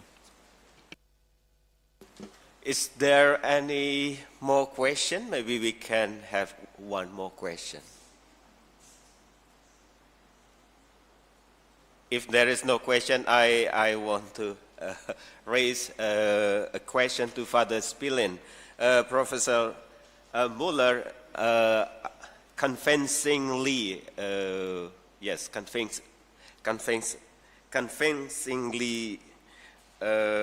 explain that tourism can enhance nation well-being in all areas, from economy, sport, natural environment. She said that, okay, all tourists will not visit the place that there are many litter.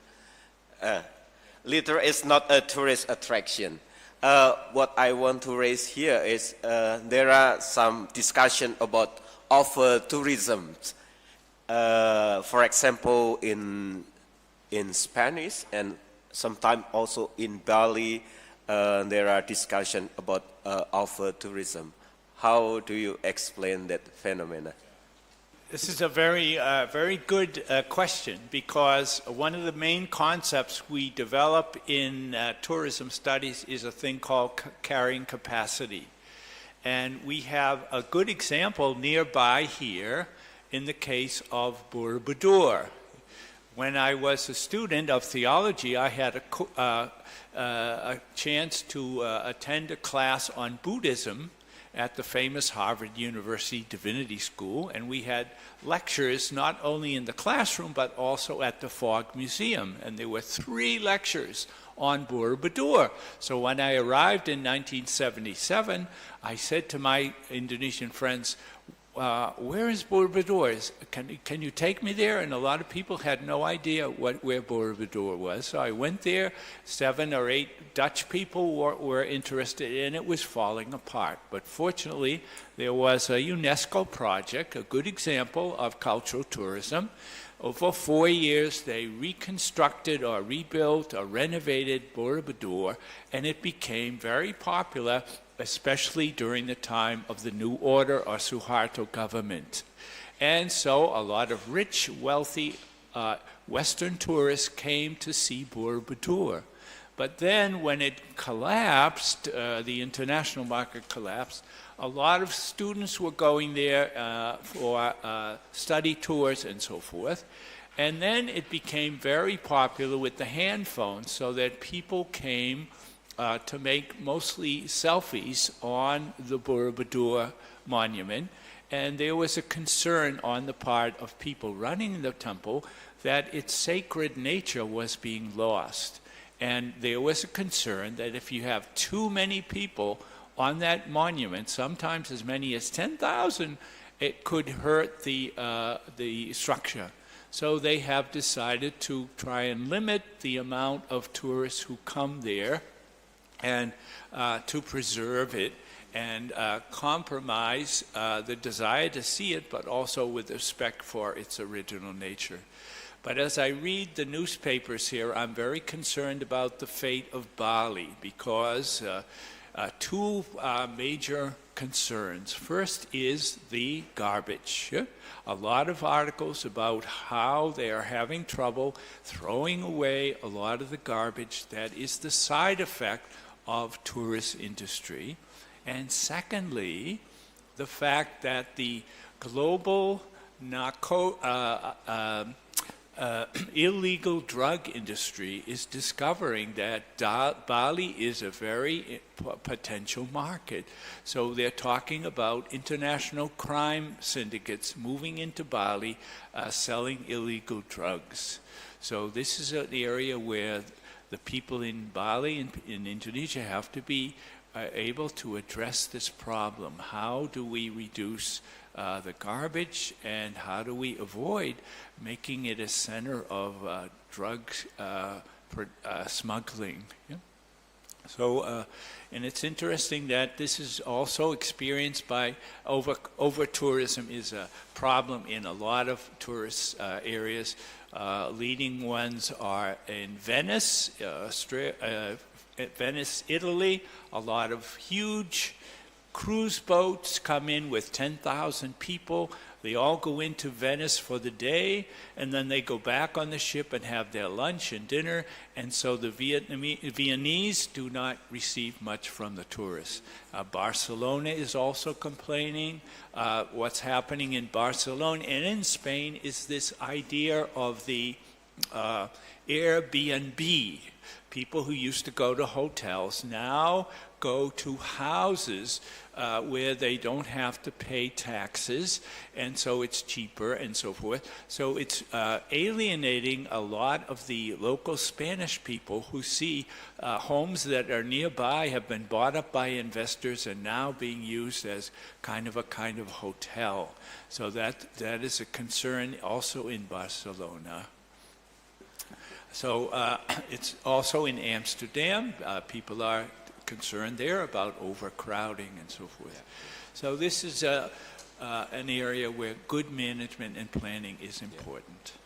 Okay, so there are some negative impacts of tourism that should be handled and managed as well.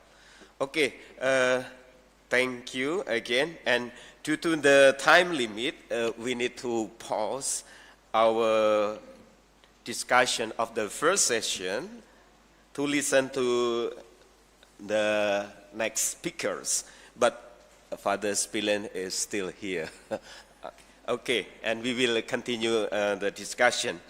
Now, the two speakers are Dr. Delin Casey and Father Joaquim Francisco da Silva Sarmento. Dr. Delpin Casey is Senior Lecturer and Director of Research and Innovation and Community Engagement at St. Augustine University of Tanzania. A specialist in tourism management and sustainable development, she has authored widely on community-based tourism and is active voice in international tourism research and network.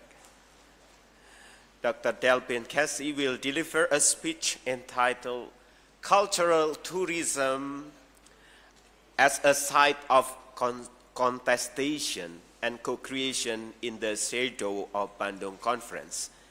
She will offer a critical decolonial perspective showing how cultural tourism is a contested space of power, but also a potential site of co-creation if guided by Bandung values.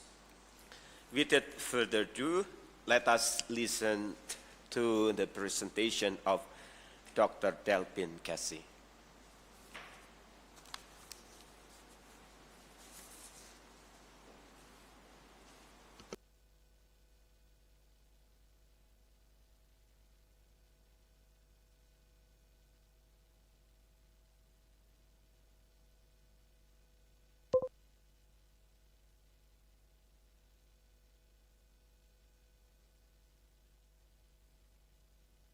Right. Good morning, everyone. My name is Delphine Casey. I hope you can all hear me. Yes, very clear. Hello? Yes, we are hearing you. Your voice is very clear. Hello? Yes, I can hear you. Thank you so much.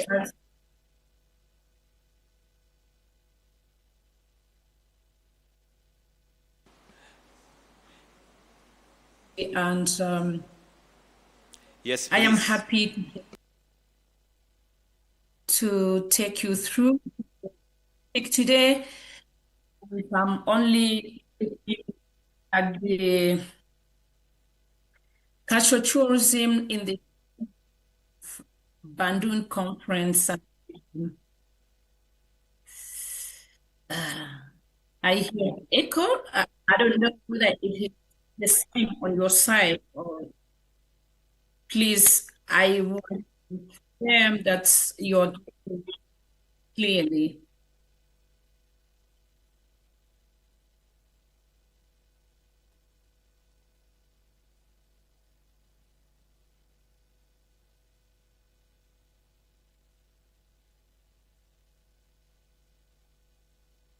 Okay, I only thought that you were getting me.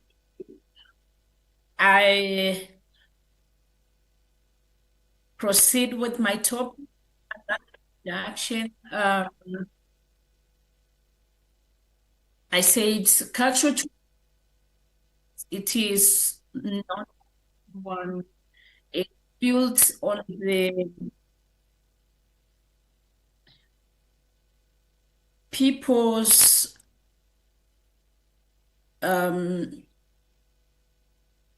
managing their everyday based on the perception, and these are the belief, values, and co-creation, which expresses master our environment conditions. Now, the African Asian Conference group in Bandung had a spirit of South-South cooperation, which declared the rights of the colonized states to actually listen to themselves. And of course, recognition which would assist them to develop where they interpreted their values, their norms, and their culture. This conference is a one-voice platform that was aimed at the authenticity of Asian and Asian nation. But that cultural tourism is now a primary source of and of course co-created or modified cooperation on far beyond that spirit, and therefore we are looking at different structures that are developing where these countries are but forgetting the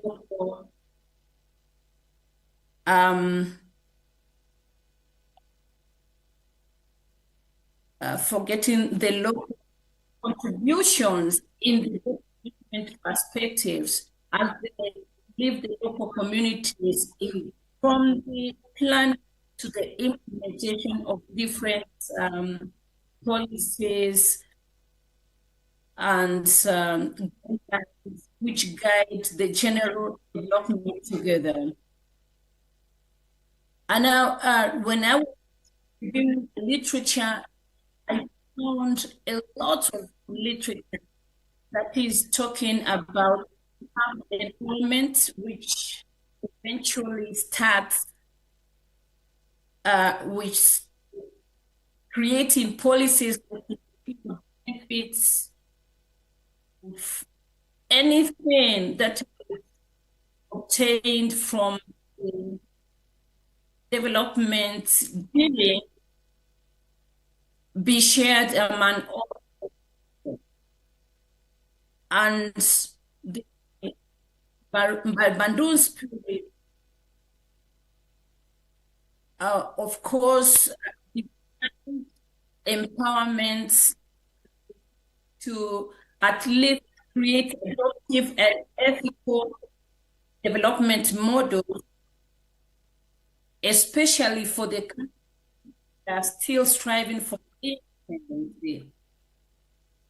And that approach was to foster collective development and economic growth that supported national development. But there was a failure because which formed the failed to retain control of cultural and natural heritage, which made it to remain embedded within the global system of inequality that limited policy autonomy and reinforced structural dependency. And local communities in Africa and Asia and even Latin America have continued to be vulnerable to the external shocks, perpetuating cycles of economic leakage and resource outflow. So That is why today the international tourism has been criticized so much as a continuation of colonialism strategy, where post-colonial and of course, where post-colonial and dependent theories are argued to result in economic leakages and economic dependency, where these countries fail to kind of govern themselves, and many of the economic gains that have been repatriated to the former colonial masters who's controlling the economy. But again, there's an issue of cultural commodification, where sacred space and what is referred to as important to those developing nations are being turned into sovereign, be source of the hard cash and we have the special placement where again the local communities are being displayed what is referred to land or places of their stay are thought to be of economic value. And when we get into the Bandung principles, it is laid on the mutual respect and empowerment, and of course, the spirit was to encourage those to self-govern themselves and after self-exploration. Now, my question was, to what extent then do the principles of Bandung continue to influence or to inform the critical perspective on colonization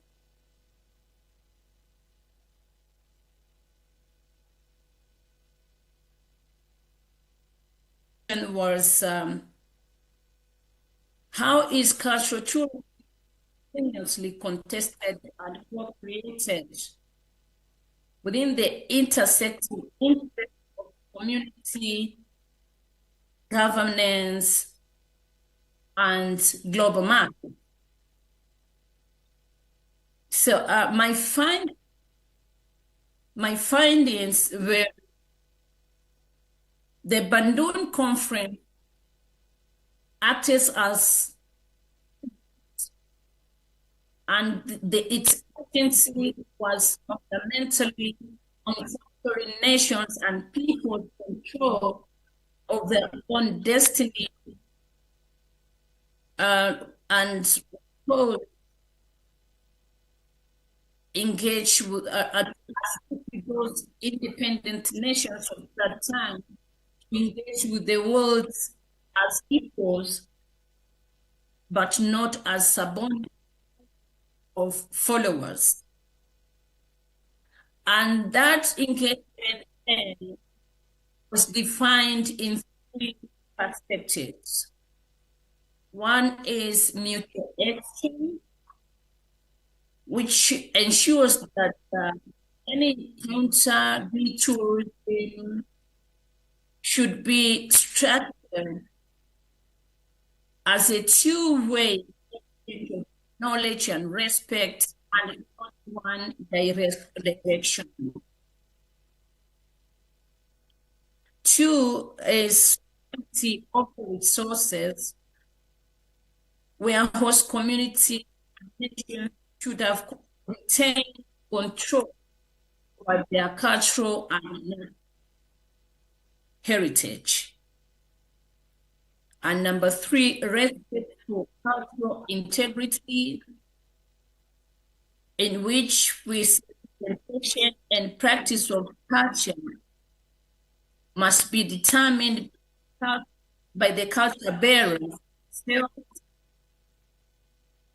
and free from external pressures that demands alterations or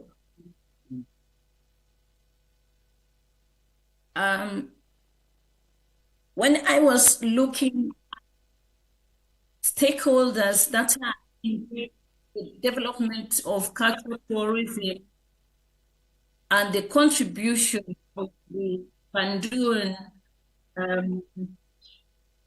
strategy, I realized there was a lot to learn.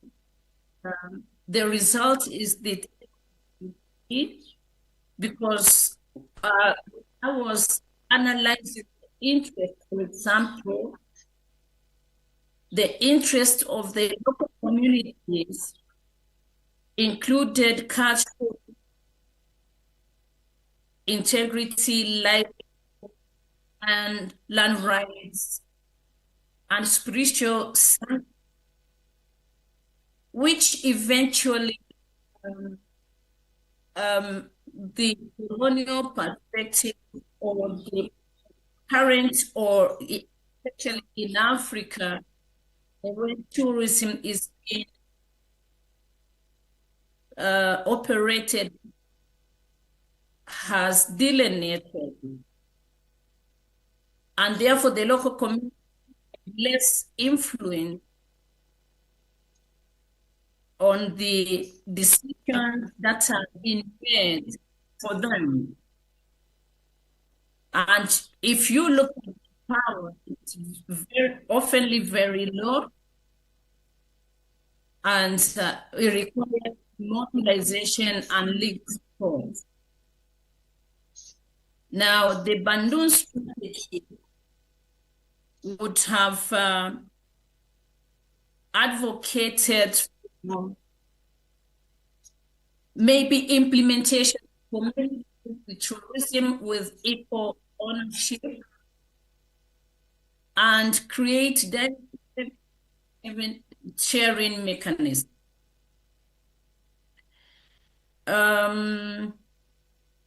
When I looked at the domestic tourism, local communities want to see that it is affordable, it has some national and of course it's leisure. But in the end, the power of influence is significant, collective, and they also look at the results. But and when aligned with the spirit, we have to at least champion the domestic tourism as a core market, develop strategic marketing campaigns, for example, educational tourism, and if possible, to subsidize access to the coastal national identity. So while looking at that, I also try to look at like the international tourism, local businesses, and multinational companies, multinational companies, and realized now, Older, as highlighted, has got its own or her own interests, but power of influence and from the management point of view is also different. when you look at the international tourists as well, the power of influence is high. They have high economic vote. They want authentic experience, comfortability, and novelty. And this Bandung Spirit or strategy, we have to educate these tourists on ethical production, promote codes of conduct and behavior, and many others. But the most interesting part, the multinational corporation, which have got high capital, and of course they have market to reach compared to the domestic tourists, compared to the local entrepreneurs. They could be a few in a tourism system at a state like Indonesia, but the way they operate is too wide, such that they don't allow any, maybe from the Tanzanian perspective, the local enterprises are far behind compared to in terms of capital and therefore competitiveness. So in line to the Bandung as well, the point is to regulate for equity and to think about local hiring so that many of our community people can get employment and their income. Now, when I look at all those, I now clearly noted the pathways to colonize tourism. And number one, and of course supported that we have to re-engineer tourism to create a stronger tourism sector, which of course will protect against cultural vulnerability with neo-colonial dependence. And that should ensure that cultural assets are primarily identity.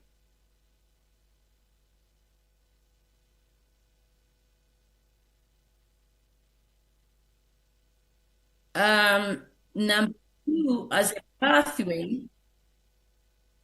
we should institute governance, because normally self-actualization requires transferring power from internal corporation to local community. This power will not, it is until local communities understand what they want from what is existing as of today. And therefore, the Bandung Spirit is very important.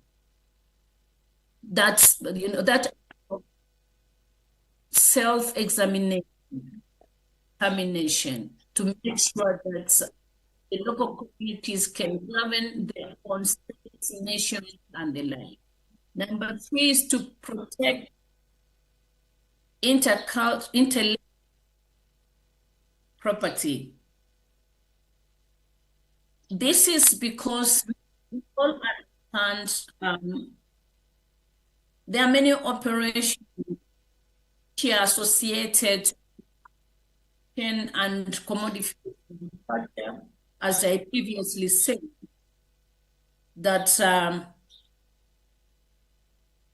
sacred places and as a source of economic gain, people are displaced from the heritages, heritages that they believe are of value to them.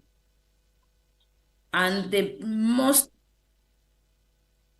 promising ways to create legal frameworks that protect traditional knowledge, rituals, and art forms. Number 4 is to foster solidarity. This one is to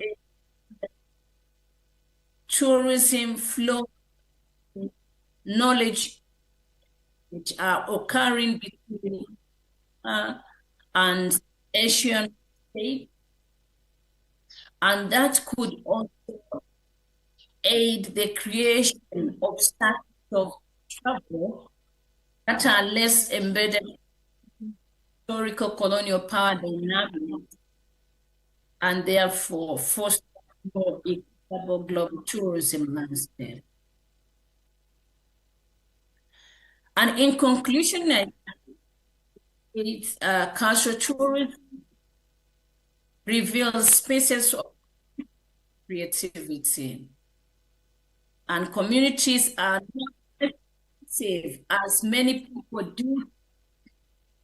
Communities, especially, have got knowledge, and they've been existing since then, and the management of their was in progress, and therefore they came to negotiate, interpret, and formulate cultural narratives, stressing urgent heritage could be represented and consumed. And as a conclusion, number 2, I said the success of Bandung lies less in its outcome as it was thought, because many people, I think, of the time, and especially after the two, thought it would be an abrupt change of the state, which does not true. And therefore we see that its success is enduring legacy, which of course national development paradigms which reflection on sovereignty, equity, and cultural integrity. Yeah, thank you so much. Okay, thank you, Dr. Casey, for inspiring presentation, and you remind us about the value of Bandung Spirit, which is often for Indonesian itself, we are forget about that. And you remind us also that Bandung Spirit potentially help us to create our tourism practice better. And your remarks, I think, have the same spirit with what Father Spillin, who emphasized that in many countries need to make domestic tourism sector stronger. Okay, we will discuss later. And now we will invite Father Joaquim Francisco da Silva Sarmento, SJ. Father Sarmento is a Jesuit priest from Timor-Leste, a former regional superior of Jesuit in his country. He is widely respected as a spiritual leader and formator, deeply engaged in guiding communities through period of change and national building. Father Sarmento will share about tourism in Timor-Leste. And as a priest and spiritual leader, he pays attention on the potential of religious tourism in his country. From him, we will learn how this religious tourism may contribute to the national building, solidarity, and dignity. So, please, Father Sarmento, the screen is yours. Hi, everybody. Test. Can you hear me? Yes, yes, very clear. Oh, thank you very much. It's closer than Tanzania, so. Yes, yeah. Okay, first of all, greetings from Timor-Leste, and very pleased, very grateful to be that you have put me in this conference. I should say that as the moderator has presented, I'm primarily a priest and not an expert in tourism, but working in this tiny country, and it is possible to observe almost all aspects of life. So I dare myself to accept this invitation of Professor James Spillane, and my contribution would be merely sharing on the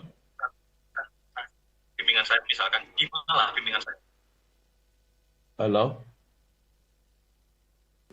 Yes, please continue. Oh, okay. Would be more on what I see as the practice of tourism in Timor-Leste, and I hope this can be our share to celebrate this Tourism Day that we are celebrating. Okay, first of all is a general description.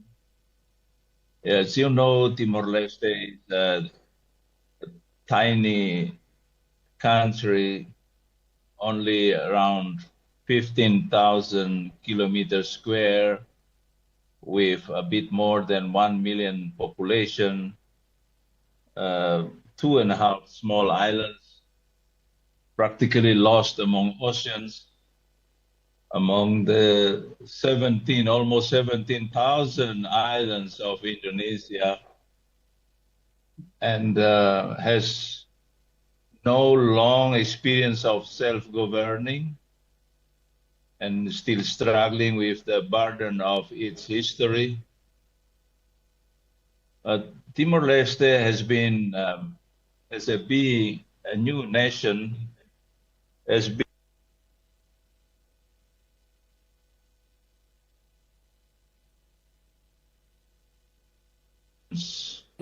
Hello? In what concerns the pillars of modern and democratic state, recovering from the wounds of hate and violence, and the reconstruction of the country itself. A huge work for such a limited human resources. The Timor Sea Oil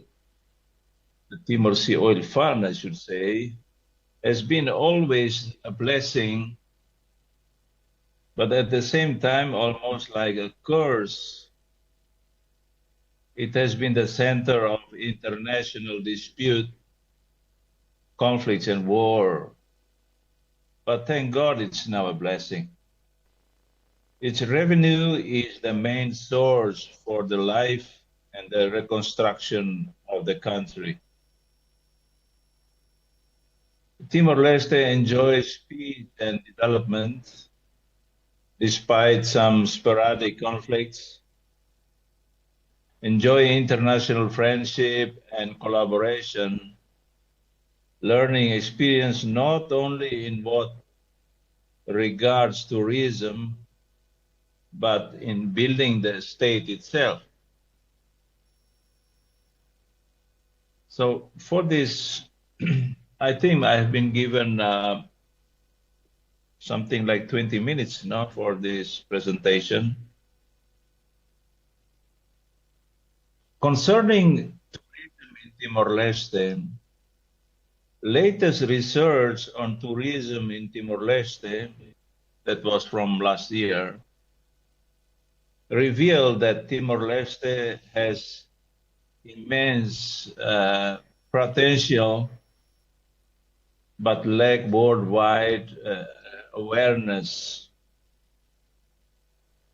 Its riches consist in natural beauty, cultural heritage, those regards for colonial and war, sea biodiversity, and community-based tourism efforts.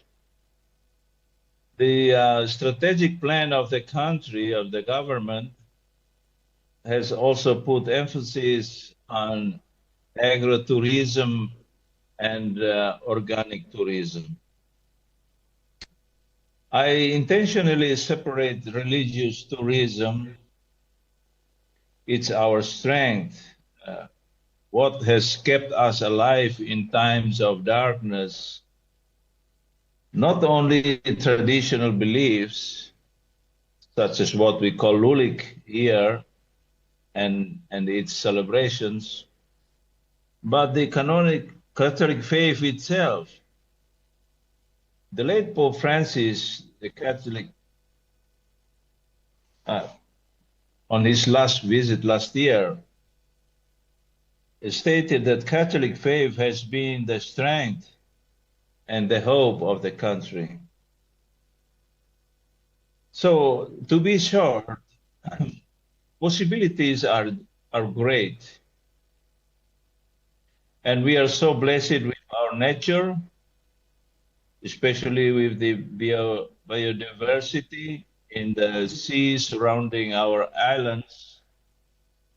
Lately, only yesterday, it was published that there are around 700 species around the islands, blessed with cultural richness that has stand the time of trials, exposed to new and unavoidable cultural encounters along centuries, and our efforts to develop community-based touristic attractions.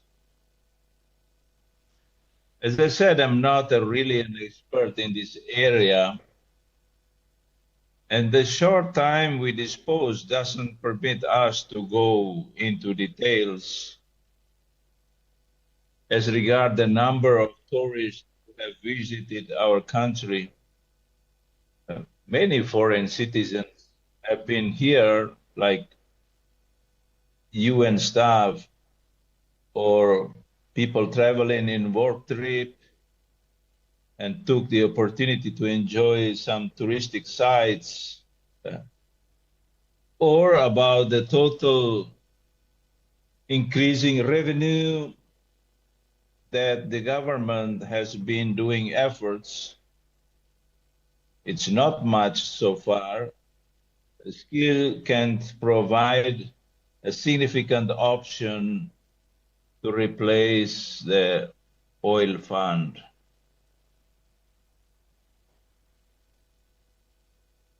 It's a strategic plan of the government,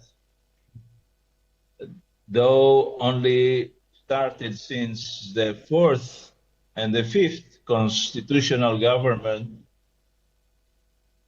These were the two who laid foundation for serious efforts to look for other possible revenues other than oil fund. A bit late, I should say, to be aware of that need for sustainability of the development, because we can't continuously rely only on the oil revenue. But we do have some plan, and the present government, for example, invests 310 million US dollar just for infrastructure fund.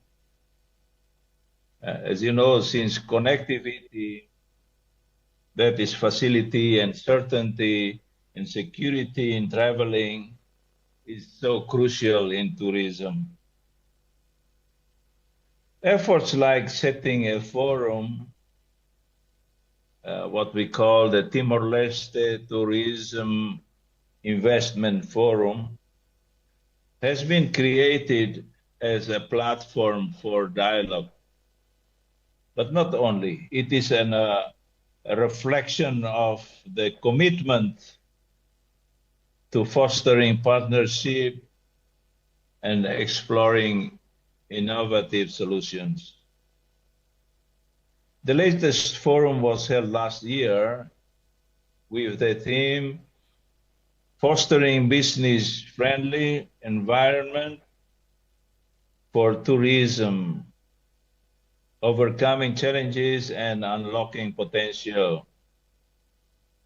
So I'm grateful that some efforts have been made. About religious tourism, as I said, we have some strength here. We have open possibilities to develop that. And the government actually have started to lay down some basic foundations for collaboration between the government and the Catholic Church. But we need continuity. Apart from that, I personally think that there are some contradictions between what we say tourism and religious, because some principles of tourism may go exactly against what we hold as principles for our religious life. Though we enjoy a substantial progress, challenges remain. In my personal view, you know, while I was once on the peak of the beautiful Pão e Açúcar in Rio de Janeiro, and I was still superior, it was so clear to me to see all those beauty and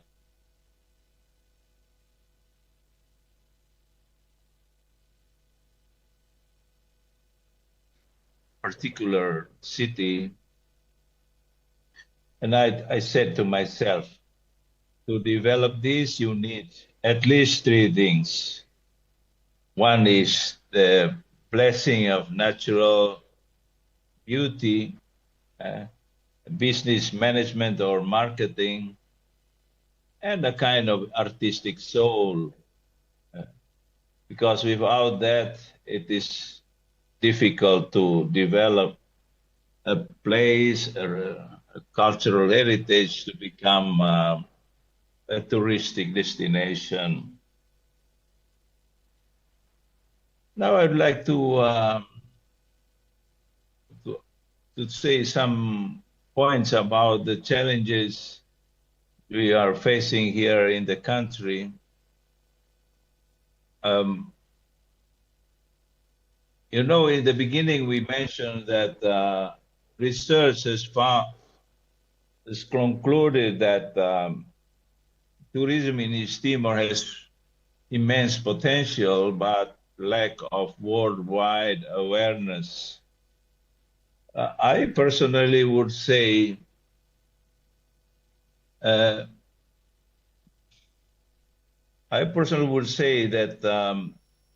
it's more than international awareness. It is all about internal awareness. That's what I should say, because In Spanish, we have an expression says, vivir de la renta. You know, the prime difficulty of the country is a mentality set since the beginning of the independence. Other countries after independence, their efforts to have revenue, work hard to find fund to run the necessary progress. But Timor-Leste has the oil fund and just live with it. There is a kind of weak awareness that we need to develop other sectors, non-oil fund, for example, from agriculture or tourism. These are the two sectors that the government has been campaigning as our two possible income generator for our country, as options to back up or eventually replace the oil revenue. So this tourism mentality, the tendency is to go somewhere else and not to make people come to our place. It's first of all, I should say, it's a national pride, a sense of identity, and knowing that actually we can make money out of it. It's growing, but slowly. It's first of all oil, and it's first of all an attitude of national pride, and what we have, business mentality that yes, we can do. Geographically, you know, the country is located so close to famous and more developed touristic destinations such as Bali and Lombok. And you know, they have long years of traditions and industry in these, and have less costly for tourists and much more developed. And it is not that we are to compete with them, but we can learn. If we find difficulty, we know that people will opt more to them. Another challenge for us is the infrastructure and the life cost. You know, in Timor, quality life is a bit low, but the life cost is very high. Capacity for marketing, that's another challenge. Seriousness in commitment to invest, and capacity of the government to avoid leakage and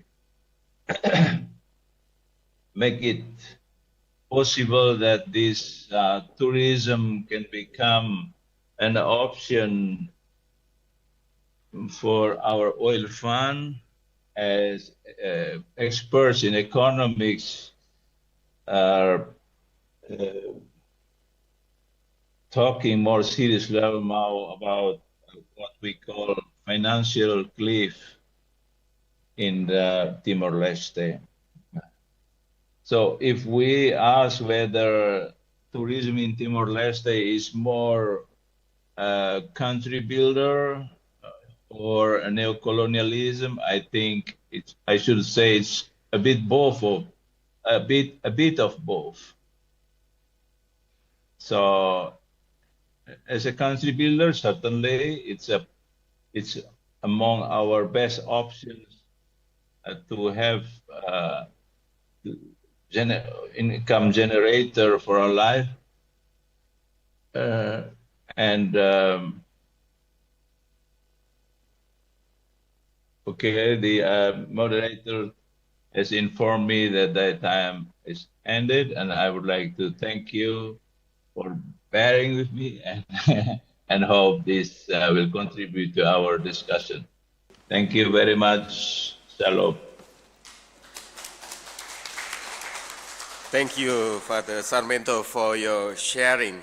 While you list some challenges in Timor-Leste tourism, you also highlight some strength that Timor-Leste have: natural beauty, biodiversity, cultural heritage, community-based tourism, and religious tourism, and others.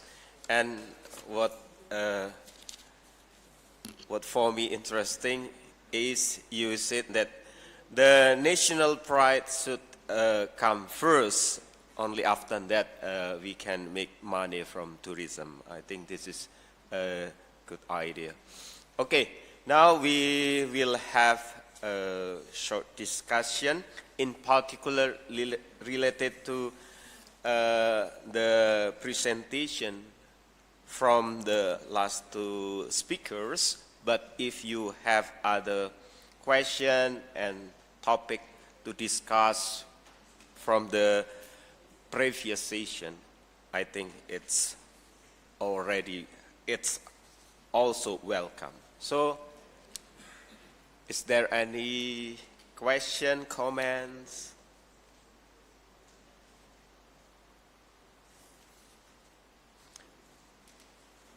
Okay, yes, please, Mr. Marcelinus, you can start rightly.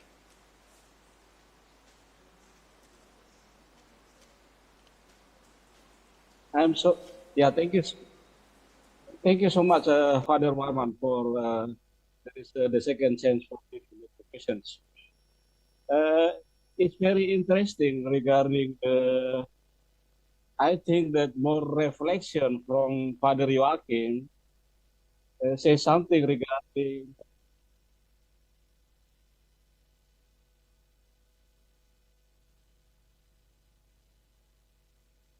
regarding force, regarding society in Timor-Leste. But there is also potential based on several information regarding potential oil mining in Timor-Leste to boost regarding economic growth in Timor-Leste. So, is on Father Joachim.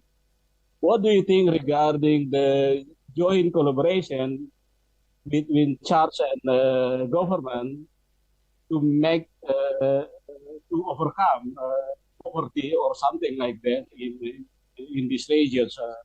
So as you know, still there is no problem regarding GDP if we measure in economic measurement regarding gross domestic product, our brothers in Timor-Leste. But what do you think about the collaboration between church and government to overcome problem regarding economics? That's my question, Father Joachim. Thanks so much. Thanks, Father Marwan. Okay, yes. Collaboration between what and what? Collaboration between church as institutions, religious the church institutions, and the government. Okay. Yes, please. Thank you. Yeah, thank you so much, Father Sarmento. Could you? Okay, thank you very much for the question, for your concern. Really appreciate that. There isn't an official platform for what you are asking, but each part just do what he has to do. The government with its programs and the church with all his social and economic projects that has been serving the country since the beginning of the missionary activity here in the country. But since few years back, the church received a certain amount of the oil fund from the government, from national budget every year to develop programs such as education, health, and so on. And that's what we do. But there is no, so far, specific platform for a better dialogue, better collaboration in this. But each part is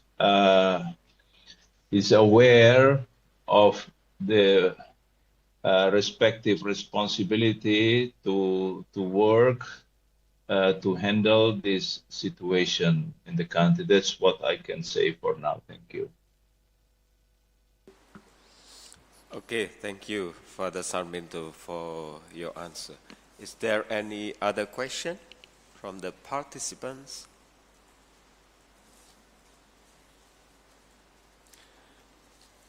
Okay, if there is no question, maybe I will.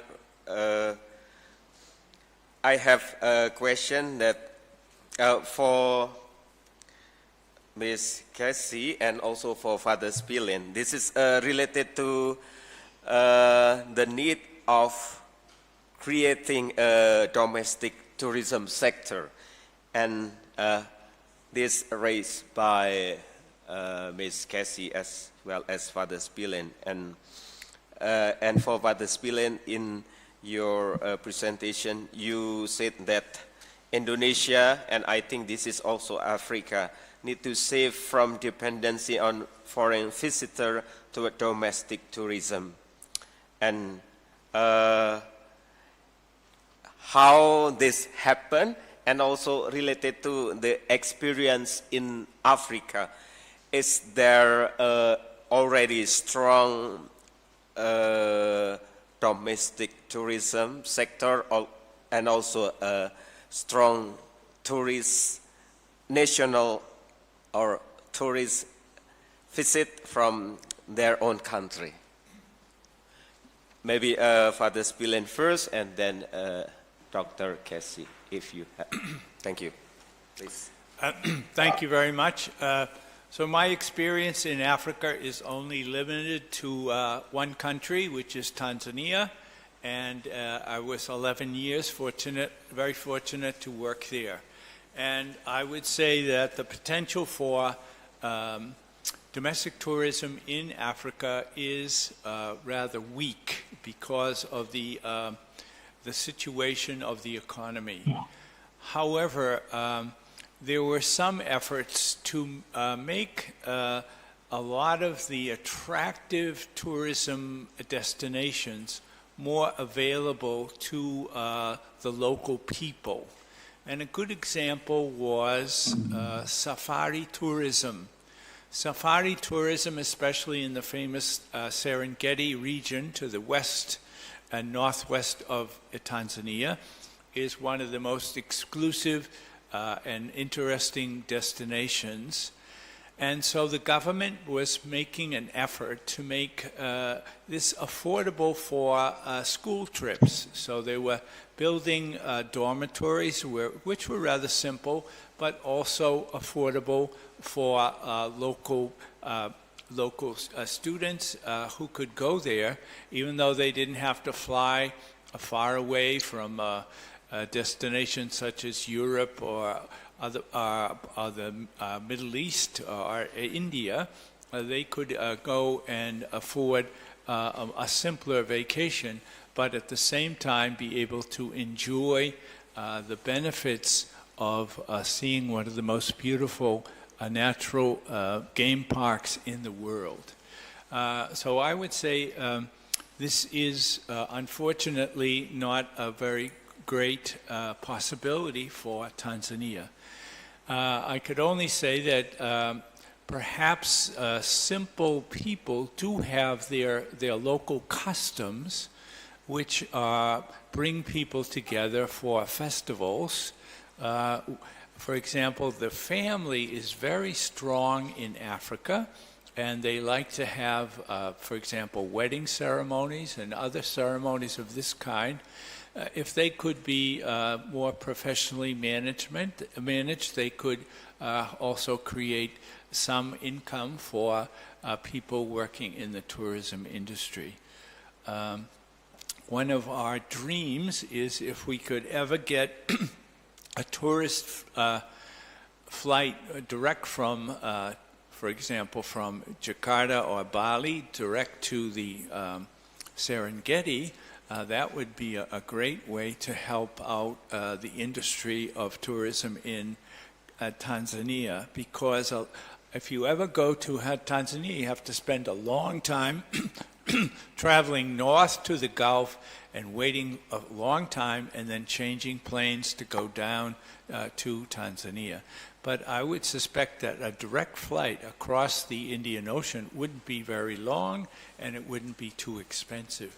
So that would be a potential area where the middle class in Indonesia would be able to afford a tourism safari trip that up until now is just reserved for millionaires.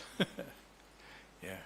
So I think this is the advantage that Indonesia has, is that we have a growing middle class, and fortunately, if the upper end of the middle class spends money on domestic tourism, then it creates income for the lower sector of the middle class and helps to redistribute income in a very subtle way.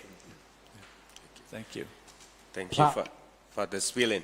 To Mrs. Cassie, in addition to question about how strong domestic tourism sector in Africa, or maybe some country of Africa, there is a question from Ibu Ike. She wrote, you were mentioning about the contestation among stakeholders in tourism development in Tanzania. Could you give examples on the contestation among local community interests and investor interests, and how Tanzania resolved that? Please. Right. Thank you so much for, it's really a very interesting question. But my presentation is maybe not only in Tanzania, of course, just to say contestation, not from the Tanzanian perspective, but generally from, I see many of the East African countries, Uganda as well, etc. The point is, there's always contested, perspective, simply because you have heard what Father Spillane was trying to explain, that there's a huge gap between the local communities in the tourism sector and of course, the operations of the tour companies, which are, for example, operating the high-end tourism, I would call them high-end tourism, yes. Normally, the multinational companies, such that they are not connected to the local communities, and therefore the question is, or rather the argument is, how much is left to our own communities? Because it is thought so much is being leaking because of the way the tourism business has been structured here. You find the multinational companies are coming with their own, first they put up the structure, and even the utensils, the furnitures, much of them, are imported, and there's always that question, like how much are we gaining from it, even though we see, yes, they are contributing, especially those tourists, and of course, it is still thought that some of the money that is gained from the visitors themselves, like it goes back directly to the companies where these multinational companies are originating from. So those are the issues that are behind this contestation nature. And among the stakeholders, like the government is doing a lot to make sure that at least the local community, even though we came late into the tourism system, and as far as the East African region is concerned, that the local communities can get a hand in the main tourism system. This is how the government is doing it, but much of the efforts comes from the individuals themselves, especially from the, when they are able to accumulate capital enough and start to get engaged into the tourism business. So there's always two ways of dealing with this issue. And the most important is that we have to create the environment into which our own communities are supported, but also continue to benefit from the multinational companies that are existing, so that at the end of the day, they are also able to support those who are engaging into the system itself. Because if we don't take the two together, there's a position that we might lose, and those who are engaging into the system, as Father Spillane put it, then it might not work very well, because the domestic tourism here is still very low. Thank you. Thank you, Ms. Cassie. Father Spillane, please. I would like to add an example. We recently graduated Elizabeth Balusi, who did a wonderful paper on a sports tourism. I cannot hear Father Spillane. Okay. Oh, yeah, right. Sorry. Thank You're on mute. Thank you. I put it on mute. Okay. Okay. Thank you. I just wanted to mention a wonderful thesis that we recently had. You speak. Oh. Okay. So we have a recent example of one of our students in the MMIT program who wrote her thesis on the Asia Cup, African Cup of Nations, which is going to be held jointly in 3 countries of East Africa: Kenya, Uganda, and Tanzania. Now, this is quite different from the World Cup that was held in Qatar recently. Now, the people who went to the World Cup in Qatar were very wealthy tourists who could stay there for a long time. But in Africa, a lot of people can afford to spend a lot of money traveling and then spending time with accommodations and food and so forth. However, soccer fans in Africa are very enthusiastic, very nationalistic. And what a lot of them do is they watch the games on television in their local villages. So this could be a possible area for domestic tourism, where hotels or accommodations like that could arrange for people to come and watch the games in their venues, and thus reducing transportation costs and other expenses.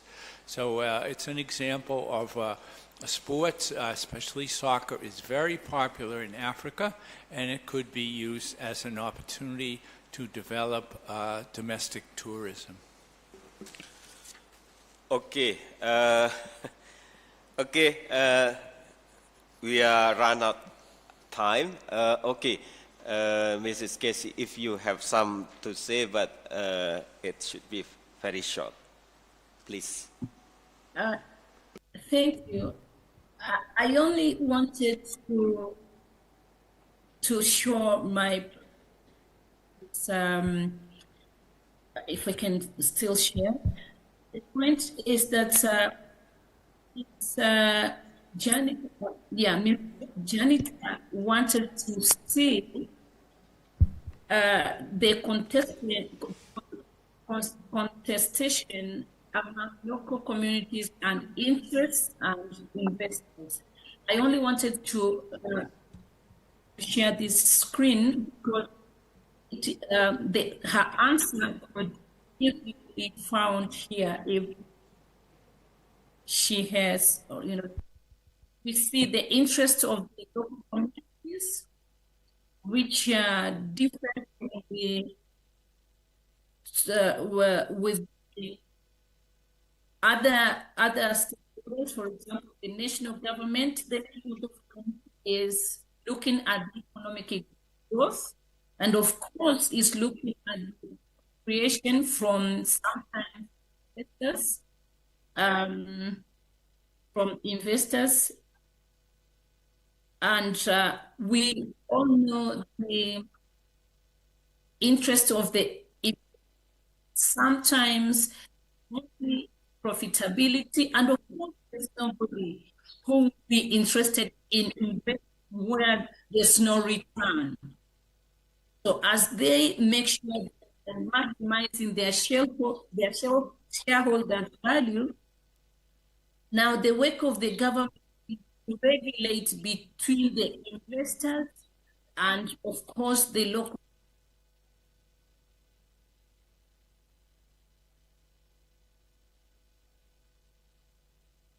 Might be able to where to get her. Thank you. Okay, yes. Let us give big applause to all the speakers. To conclude this discussion, let me highlight several points. May I say something short? Okay.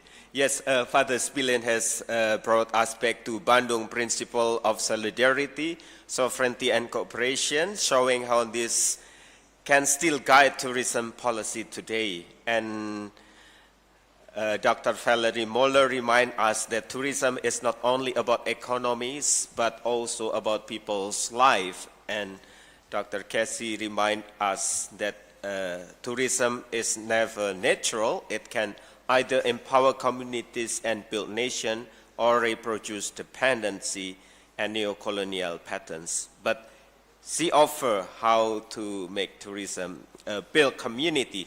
And Father Sarmento shared the experience from Timor-Leste, showing that national building can be rooted in spirituality, solidarity, and tourism can contribute on that. And together, all these contributions show us that cultural tourism can be a site of contestation, but also site of hope. And we are invited to realize this hope so that tourism can strengthen the development, well-being of people and all nations. Thank you again to all the presenters. Thank you, and I give time to the Ms. Ai.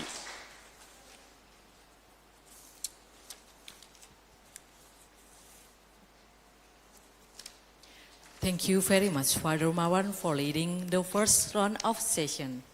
We have now completed the discussion with our first 4 speakers. Before we proceed further, let us take a short moment.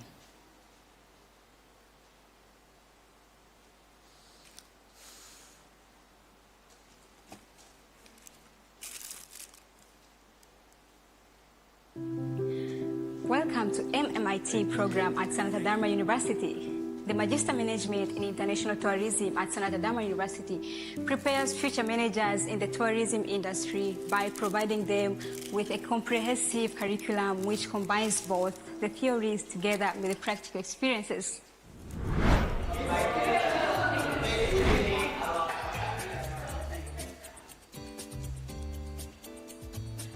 The teaching uses interactive teaching methods that make our learning experience more effective and engaging. The modern facilities, including the library, the internet, and also the beautiful classrooms, enhance our learning experience.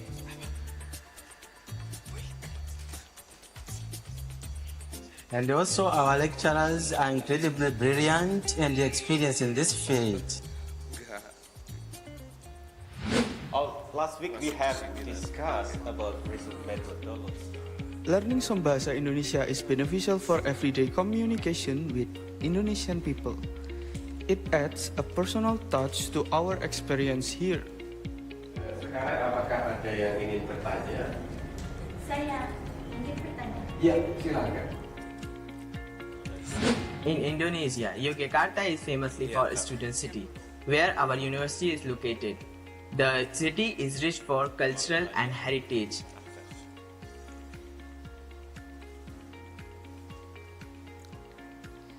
The presence of Sultan make it more interesting. Moreover, the university is situated in a safe and secure society, make it perfect for students.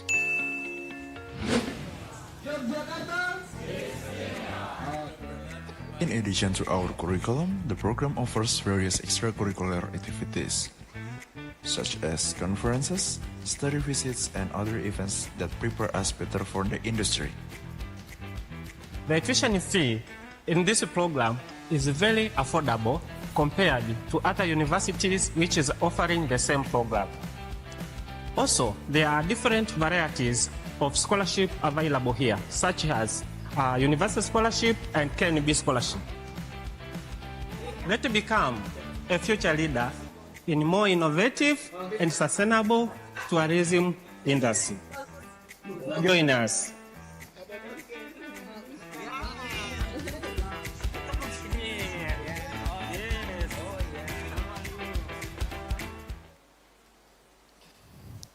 Thank you. We now resume our program. Now, allow me to introduce the moderator for our next session, Dr. Ika Janita Dewi, PhD. Dr. Ika is a faculty member at the Faculty of Economics, Sanata Dharma University. She earned her PhD in marketing from the National University of Singapore. Beyond her academic career, she also served as an expert advisor for the Tourism Office in Indonesia, where she contributes to policy and strategy development in tourism. Her expertise lies in marketing and tourism development with a special focus on sustainability and cultural promotion. We are delighted to have her guide the invited speaker session. Dr. Ike, the floor is yours. Thank you, Ibu Ayu. Ladies and gentlemen, distinguished presenters and participants of the 4th International Conference on Economics, Business and Management Research, or ICEBMR, it's my great honor to introduce our next speaker, Professor Maria Josephine Dwi Hayu Hastini, MBA PhD. Professor Maria Josephine Dwi Hayu Agustini is a full professor of management at Sugio Pranoto Catholic University, Indonesia, with extensive academic and leadership experience. She holds a PhD in management from Edith Cowan University in Australia. And today, Professor Maria will be presenting a paper on a highly relevant and timely topic, eco-cultural tourism, integrating ecotourism with cultural tourism. When we reflect on the challenge of integrating cultural tourism and ecotourism, we may find inspiration in the historical legacy of the Bandung Spirit, born from the Asian African Conference held in Bandung in 1955. The Bandung Spirit was not only a political declaration, it was a moral compass that emphasized solidarity, equality, respect for diversity, and the pursuit of common prosperity. In many ways, these principles resonate with the aspirations of tourism today. Ecotourism, with its emphasis on environmental stewardship, and cultural tourism, with its dedication to preserving identity and heritage, often appear to operate under different priorities. Yet, the Bandung Spirit reminds us that unity in diversity is not only possible but essential. Just as nations of Asia and Africa came together, despite differences of history, culture, and ideology. So we can integrate these two paradigms of tourism and harmonize them in pursuit of shared sustainability goals. The integration of cultural tourism and ecotourism under guidance of the Bandung Spirit suggests three important directions: solidarity with local communities, mutual respect between nature and culture, and shared prosperity through cooperation. Now, drawing upon the Bandung Spirit, we can see integration not as a compromise, but as a partnership between humanity and nature, between tradition and modernity, and between local communities and global visitors. The vision transforms tourism into a platform for solidarity and sustainability, echoing the very ideals that Bandung Spirit once gifted the world. Without further ado, please join me in welcoming Professor Maria Josephine Dwi Hayu Agustini, MPA PhD. Professor Maria, the time and screen are yours.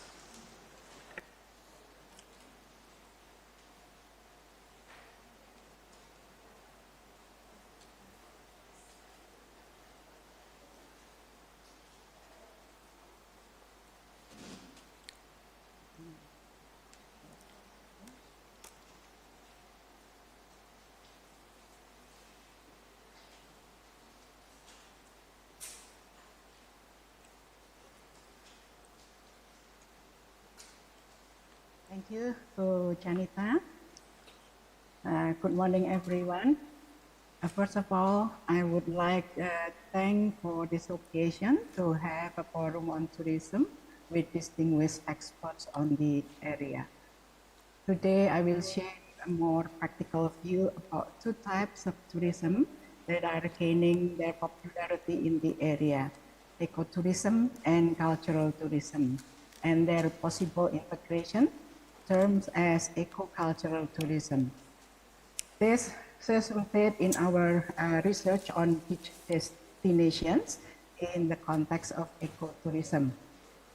This may not address Bandung Conference in particular directly, but it may give insight for contributing development of cultural tourism that aligns Bandung Conference. This is the thought underlying what I think is important for the integration on the studied destinations. Ecotourism and cultural tourism have been growing tremendously in recent years, and the growth will continue for years ahead.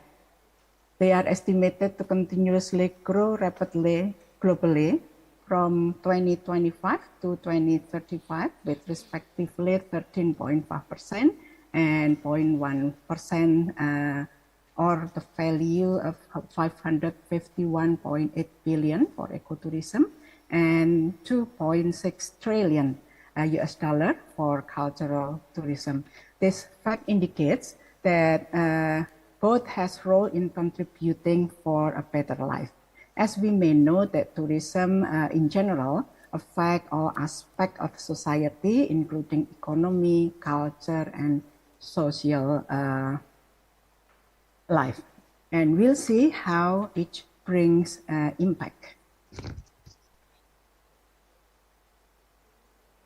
For ecotourism, it is perceivably bring economics, social and cultural, and ecological benefit.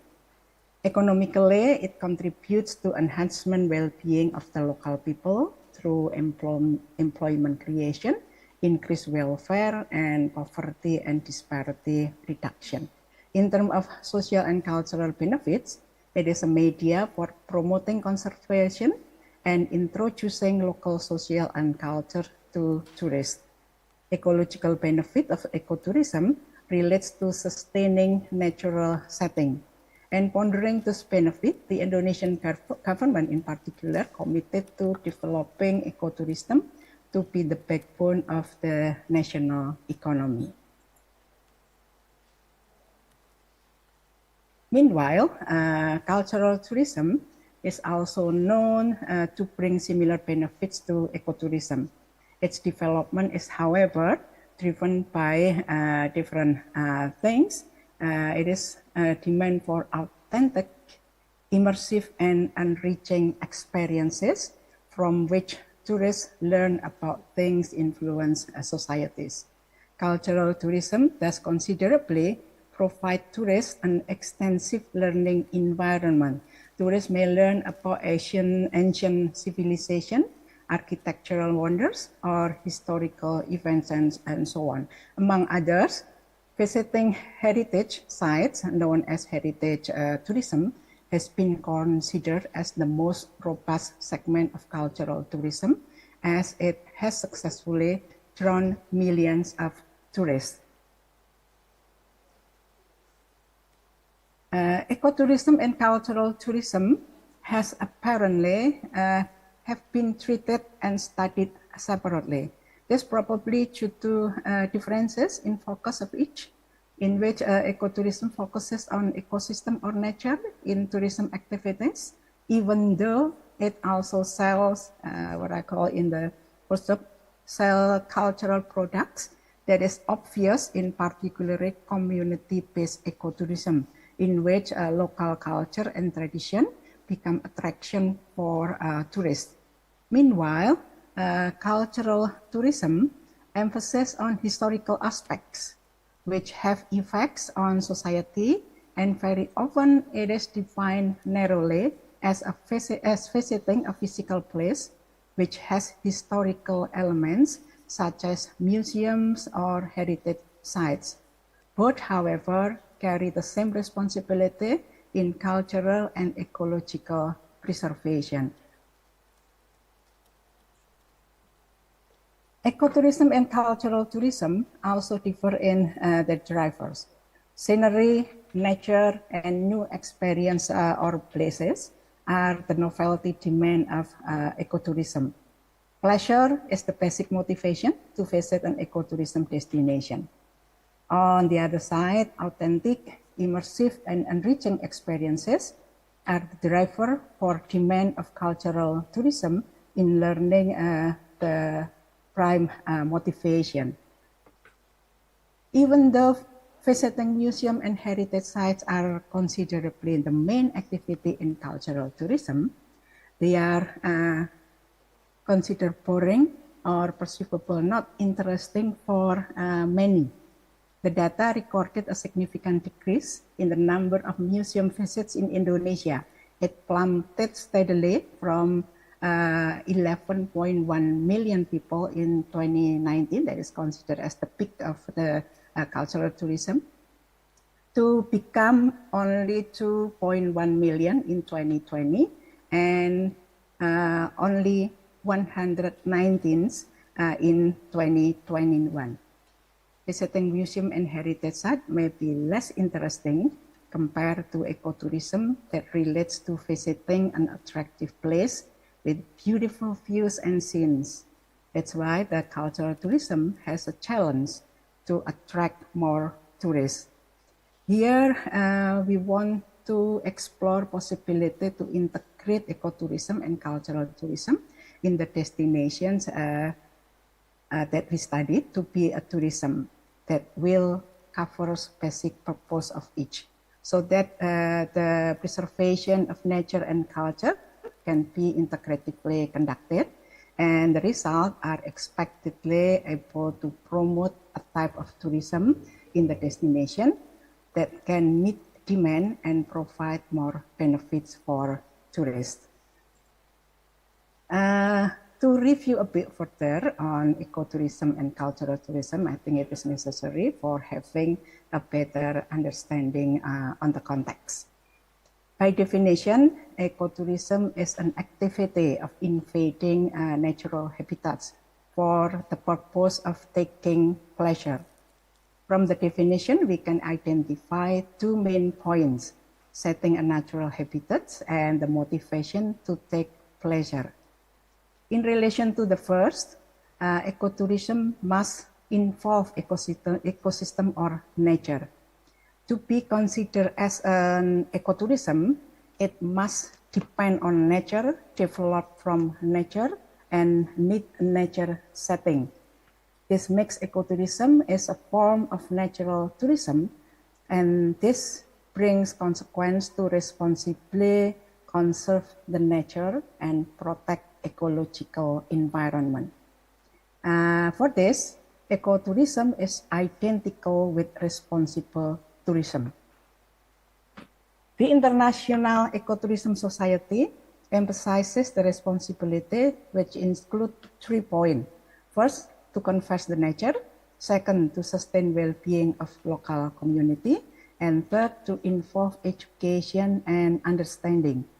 This shows the focus of ecotourism on economic, social, and ecology that is also understand that must involve local stakeholders. Operationally, ecotourism activities relate to nature, outdoor, and cultural experience. So you can see that ecotourism also contain cultural things in it. However,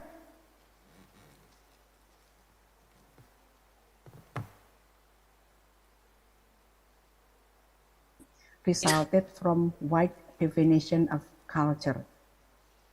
By its definition, cultural tourism is interchangeably with many other tourism, such as heritage tourism, art tourism, ethnic tourism, and so on. And Dr. Muller this morning has mentioned some more in her presentation as the example of cultural tourism. One definition by Richard indicates 3 aspects of cultural tourism.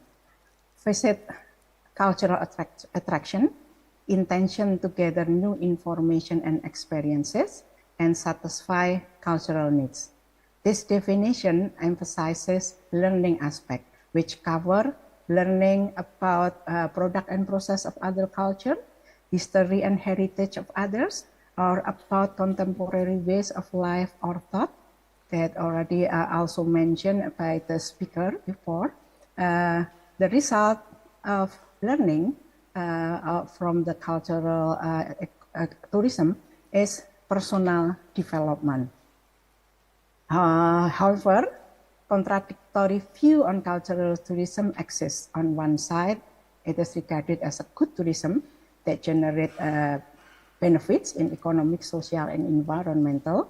And on another side, it is considered as a bad tourism, as it allows cultural tourists to penetrate and probably do harm on cultural environments that are possibly sensitive. And Father Joachim also mentioned a bit about this pessimist view on cultural tourism.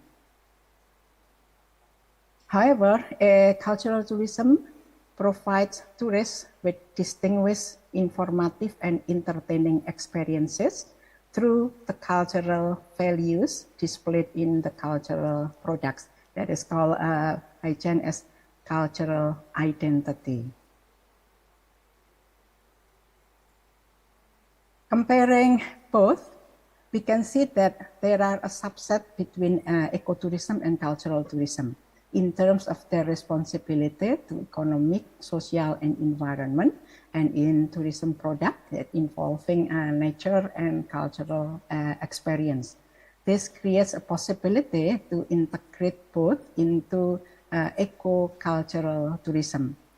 When 2024 defined eco-cultural tourism as incorporates culture in ecotourism and emphasizes the recognition and dissemination of culture in the tourism process.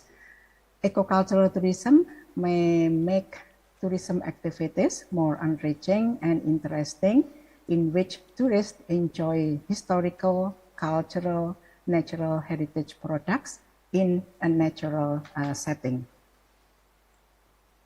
For attaining the purpose, the study was conducted on 3 beaches, Parangtritis in Yogyakarta, Pantai Tirang in Semarang and Pantai Lasiana in Kupang. Parangtritis is one of the most visited beaches in Yogyakarta.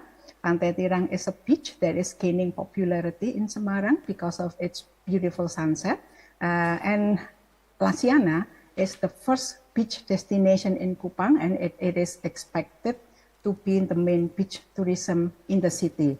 The data was gathered from 90 tourists visiting the beach and 90 local people residing surrounding the destination, and with total sample of 180, with an open-ended questionnaire as the instrument to collect data on natural condition, cultural elements, and events to attract tourists using attraction element of the 4E's tourism attractiveness as the framework. Thematic analysis was implemented to analyze the data. As the result, we can see that there are differences in the characteristic of the respondent according to the cities. Briefly, I can mention here that those in Semarang and Yogyakarta are categorized as lower middle, but those in Kupang are upper middle ones. But without going further about it, that's the brief picture of the respondent. And in terms of visiting behavior, the tourists, as the sample, had visited the beach more than once, visit regularly with different intensity, either each week or each month. And in Yogyakarta is less, it is yearly. And they know and get recommendation to visit the beach from friends and family or relatives. Those in Yogyakarta and Kupang show similar motivation to visit the beach. They visit for enjoying the beach and its scene, while those in Semarang is predominantly for fishing. Even though they have their different motivation, they stated will revisit the beach. The local people respondent are evidently the resident of the area that is up to 6 kilometers away from the beach. They have been residing in the area for more than 10 years. They visit the beach for work, either as parking attendants, ticket officer, security, or seller of food or a souvenir. And in Semarang, they are fishermen. The exception is those in Kupang who visited the beach, not for working, but predominantly for enjoying the sunset, because it relates to the occupation they have as employees. The result also show that the beach is evidently an ecotourism destination. The respondent perceived that the beach is natural and its nature is sustained. However, the perception is more positive in Yogyakarta and Kupang and less positive in Semarang. They have a similar motivation about the beauty of nature setting as the motivation for them to visit. Perception on availability of events on the destination that used to attract visitors is varied. Events were perceivable not available on the beach in Semarang, but perceivable available on the beach in Yogyakarta and Kupang. Events on the beach in Yogyakarta are more recognized by both tourists and local people. Events available can be classified into two: events for fun and events with cultural elements. The events for fun are, for example, live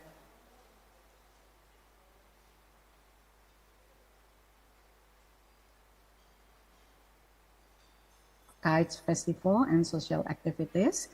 And in Kupang, it has a beach sport and open cultural festival. Events for cultural elements include local culture festival, national dancer, rituals on ceremony, and some of special events. Confirming the cultural elements, it is found that the element had not been optimized significantly to attract tourists in the destination. The case is most apparent in Semarang. Tourists and local people in Semarang perceive that cultural elements are unavailable on the beach. On the opposite, cultural elements are most available on the beach in Yogyakarta, which cover traditional dances such as jadilan and reok, music such as dangdut or solo organ, art and handicraft, and archaeological site, Gumuk Pasir. Yeah. And meanwhile, the cultural elements available in the beach of Kupang include art and handicraft, traditional ritual, traditional architecture, archaeological site, daily life and hospitality of local people, as well as traditional food is more very mentioned by the respondent. Analyzing the result, it is apparent that the destination are ecotourism, as they show characteristic of an ecotourism destination, a cultural habitat for the purpose of taking pleasure, conserve the nature, and sustain well-being of a local community, but not yet involve education and understanding destination. Event with cultural elements, though, event with cultural elements can be the media to educate and to understand the destination. Availability of this function is the motivation for cultural tourists for learning, and thus meet criteria of cultural tourism. This way, tourists come to the site not only for enjoying the beauty of nature, but also for cultural events from which they can learn, discover, and experience a new thing from the event. In other words, by providing media to learn from the cultural attraction in the destination, cultural tourism is created into ecotourism, in ecotourism destination. Creating cultural tourism in an ecotourism destination is expected to facilitate tourists attain personal development as a cultural tourist, as the motivation of cultural tourists, and gain pleasure as an ecotourist. This is to give an illustration on the integration of ecotourism and cultural tourism.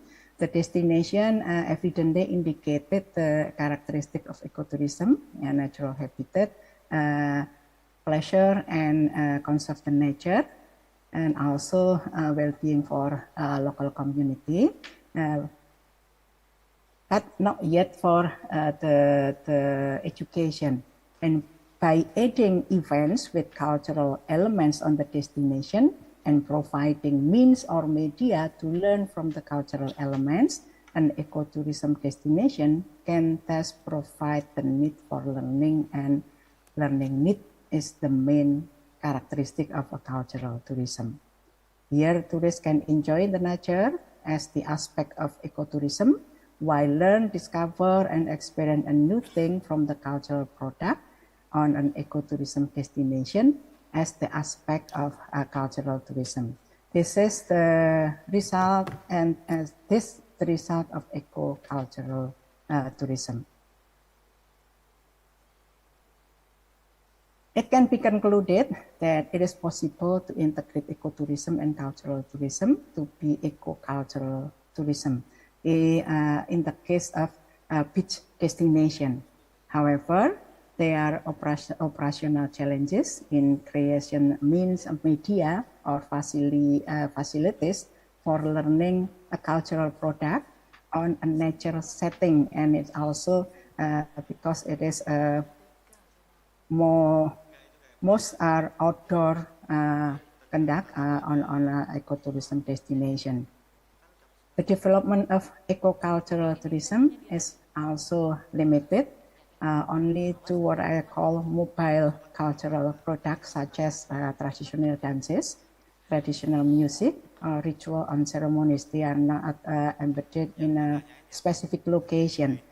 And on the contrary, those embedded in the locations such as heritage sites are less possible probably to be integrated with ecotourism to form eco-cultural tourism.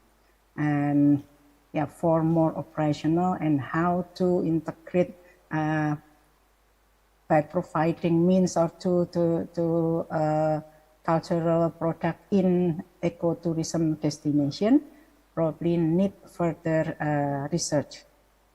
And that's all what I can say about the integration. And I want to close my presentation with a quote from Lin Yutang. No one realizes how beautiful it is to travel until he comes home and rests his head on his old familiar pillow. So let's travel. Thank you for me, Maria. Thank you. Please give a big applause to Professor Maria Hayu. Thank you again, Professor Maria Hayu, for such insightful presentation on integrating ecotourism and cultural tourism. Now I would like to open the floor for further engagement and discussion. We will now proceed to the question and answer session, where participants can raise your questions, comments, or reflections directly to the presenters. You can raise your questions in Bahasa Indonesia, by the way. I can translate your questions into English. Yes, please.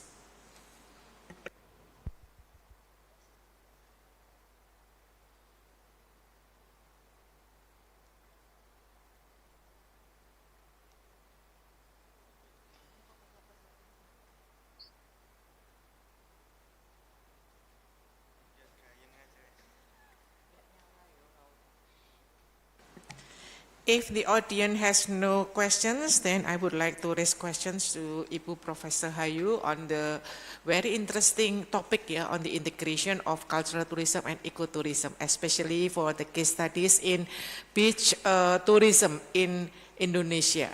Case studies on Semarang and Yogyakarta beach tourism. And you actually propose that we can integrate ecotourism and cultural tourism in the context of beach tourism. Okay, Professor Hayu, can we ask for your opinions on how we engage local communities in the development of cultural tourism? Because as the experience of the beach tourism development in Yogyakarta as well as Semarang, and also your research revealed that people tend to see only the scenery when they go to the beach, they enjoy the breeze, and also they conduct some activities in relation to sport, or maybe they just have their picnic on the beach. So how would you suggest the initiation or the initiatives from the government and the local community for them to develop cultural tourism? Thank you very much. Okay, thank you for the question. I think there's already many efforts that involve or engage local community in the development of tourism. And there are many ecotourism in particular and cultural tourism that involve local community. Also, a group of local community that manage the tourism site. As we can see, the term of Pok Darwis, kelompok sadar wisata.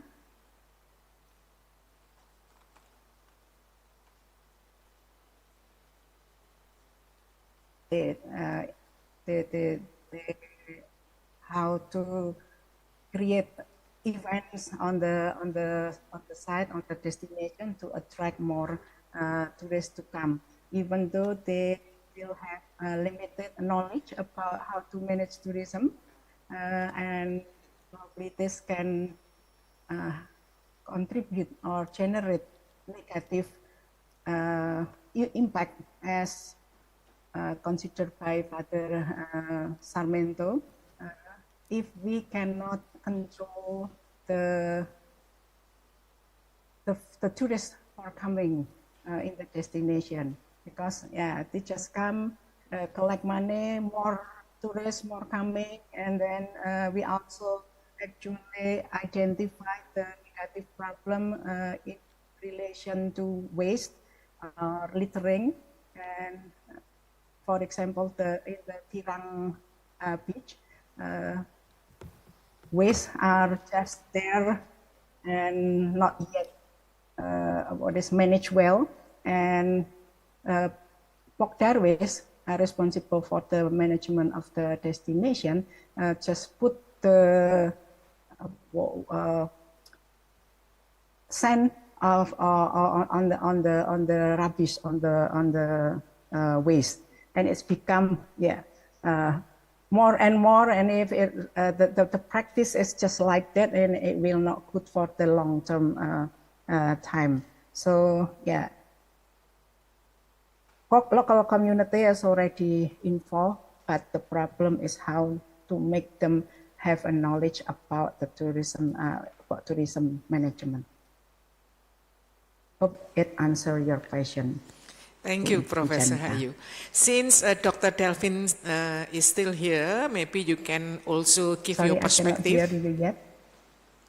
On how in Tanzania we can integrate ecotourism with cultural tourism, because to my knowledge, Tanzania is very strong in ecotourism. Okay, yes, please, Dr. Delvin Cassie, if you can share your experience based on Tanzanian tourism development. Thank you. It is true. The development of tourism in this country began with the natural resources or natural tourism or wildlife, generally to say. But now the cultural tourism started, I would say, 10 years ago, 10 to 15 years ago, and it just started to gain momentum into its integration into the ecotourism, because and this is where now we see the importance of bringing the understanding of the whole concept of tourism development to the people who are, like at the midst of, like even the natural resources themselves. Their culture is not a culture of travel. It's not a culture of seeing. Animals are integrated into their environment, and therefore connected to that, it is easy now to start saying communities can keep living together with the animals, but again maintain them, because culturally, for people of Tanzania, because of lagging behind in terms of education, they didn't know that there's a lot to their living areas that could be integrated into the wildlife tourism that we are very much known for. So there's high potential, and I believe getting the lessons from Professor Hayu, and I think there's a lot that we can integrate from your study to our. We can, of course, learn from you, get our people knowledge, and from there it's diversify the tourism itself, from the perspective. Thank you. Thank you, Dr. Delvin Casey. Asante sana for your experience in cultural tourism and ecotourism in Tanzania. Yes. Okay, Professor Spirit has something to share with us as well. Yes, I would just say a good example in Tanzania is the island of Zanzibar. Zanzibar has beautiful beaches, but also it has a stone city where you can see the history of Zanzibar, especially the slave trade that took part during the history of that island. Thank you. Thank you, Professor Spirit, for giving an exact example of the tourism destination in Tanzania, which we can integrate ecotourism and cultural tourism. Is there any more questions from the audience?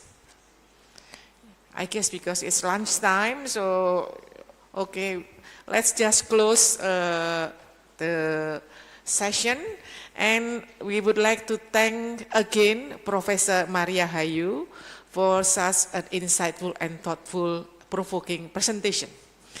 Your perspective have provided us with a deeper understanding of how these two paradigms, which were often seen as separate, can be harmonized to promote sustainability, authenticity, and community empowerment. The examples and reflections you have shared with us will surely enrich our ongoing discussions and inspire future practices in the field of tourism. Thank you so much.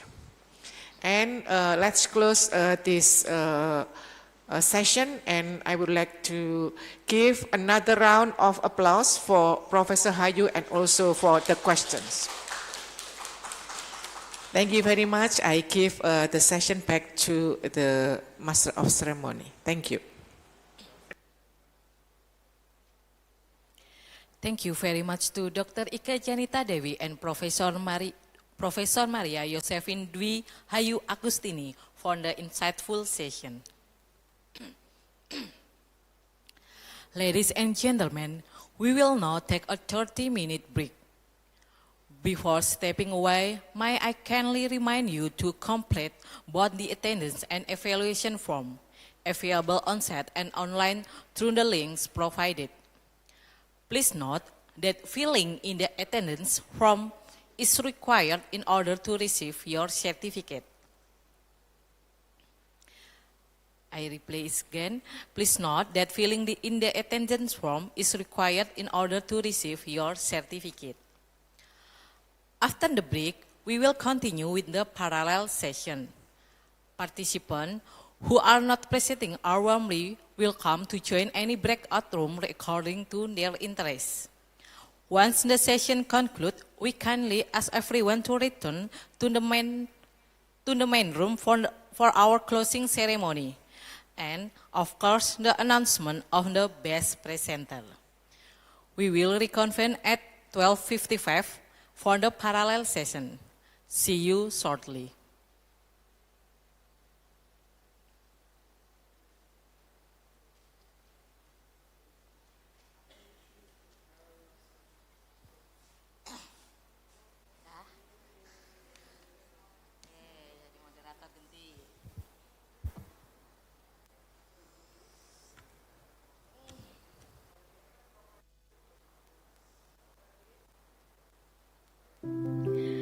Welcome to MMIT program at Sanata Dharma University. The Magister Management in International Tourism at Sanata Dharma University prepares future managers in the tourism industry by providing them with a comprehensive curriculum which combines both the theories together with the practical experiences.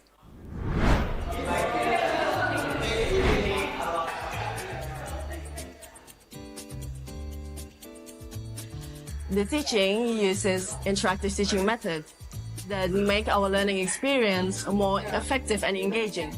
The modern facilities, including the library, the internet, and also the beautiful classrooms, enhance our learning experience.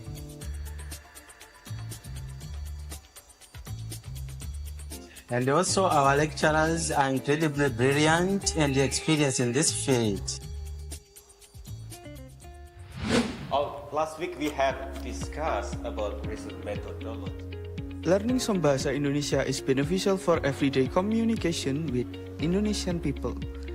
It adds a personal touch to our experience here. Sekarang apakah ada yang ingin bertanya? Saya ingin bertanya. Ya, silakan. In Indonesia, Yogyakarta is famously for a student city, where our university is located. The city is rich for cultural and heritage.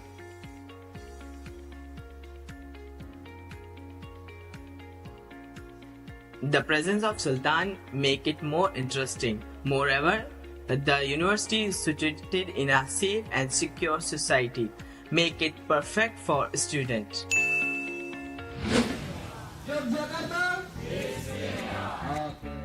In addition to our curriculum, the program offers various extracurricular activities, such as conferences, study visits, and other events that prepare us better for the industry. The tuition fee in this program is very affordable compared to other universities which is offering the same program. Also, there are different varieties of scholarship available here, such as University Scholarship and KNB Scholarship. Let's become a future leader in more innovative and sustainable tourism industry. Join us.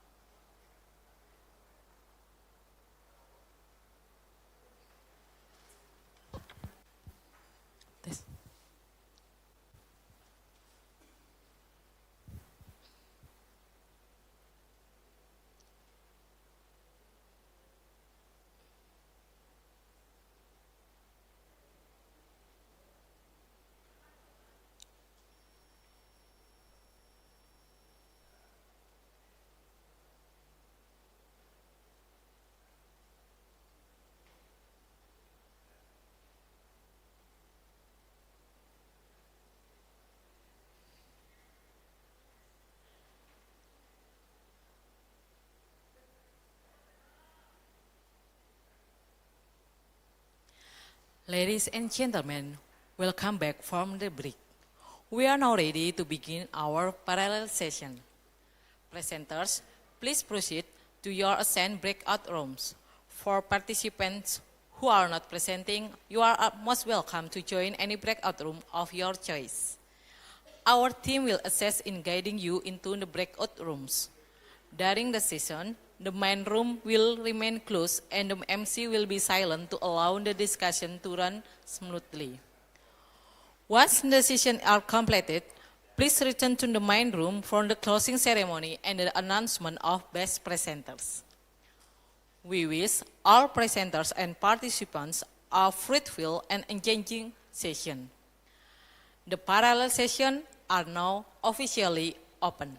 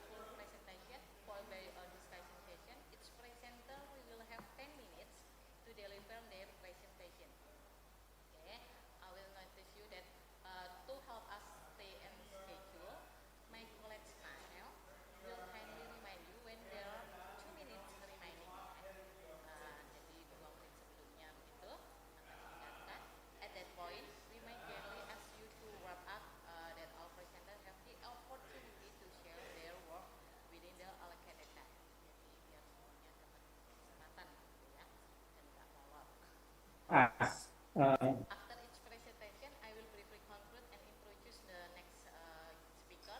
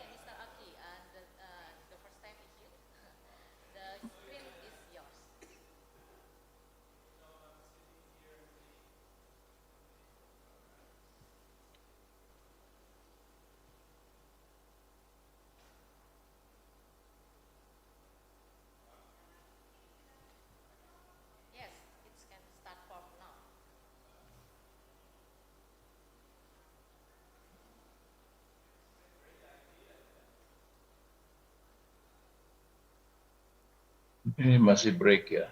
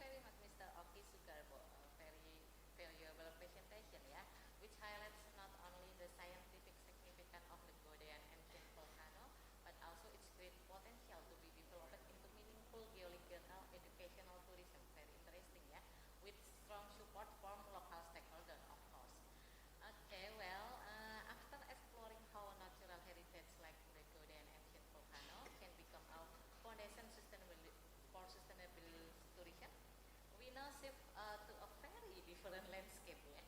The word finance and digital asset. Okay, our next presentation takes us into the psychology of investor, the dynamic of uninterrupted trading in cryptocurrency market. Okay, this is very different, yeah, from the first. Now let us move on to our next presenter, Andi Wijaya. Okay. Mr. Andi Wijaya, would you like to share by yourself or we can help you?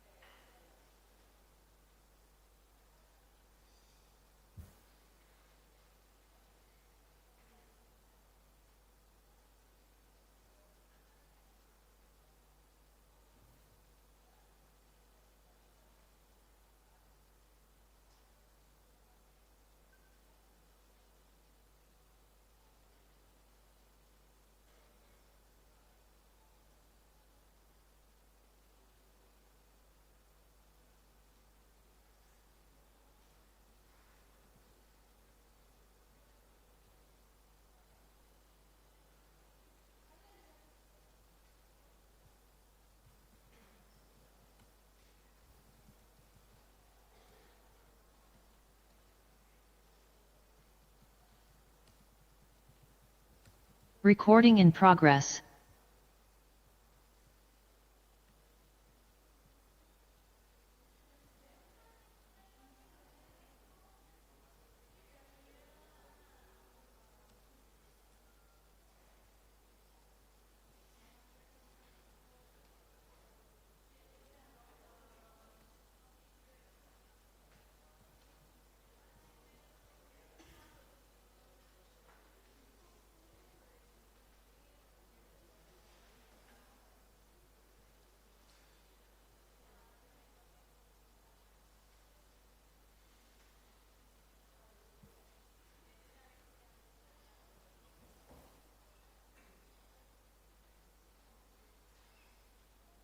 Recording stopped.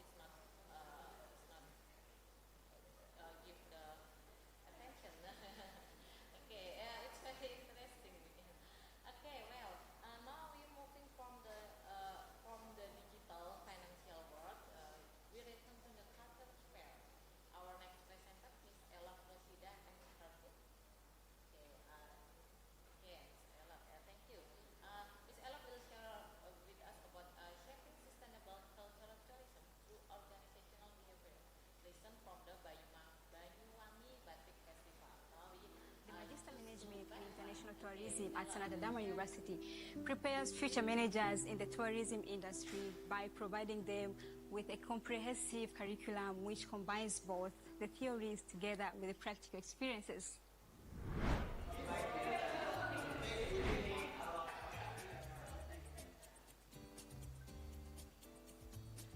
The teaching uses interactive teaching methods that make our learning experience more effective and engaging. The modern facilities, including the library, the internet, and also the beautiful classrooms, enhance our learning experience.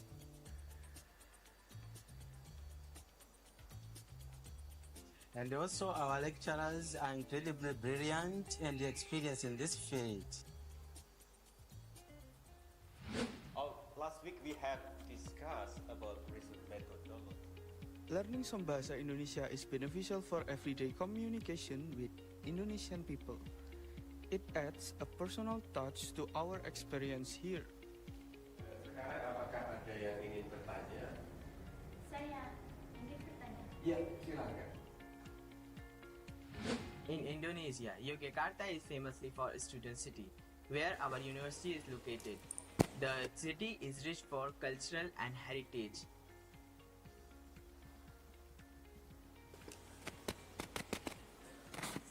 The presence of Sultan make it more interesting. Moreover, the university is situated in a safe and secure society, make it perfect for students.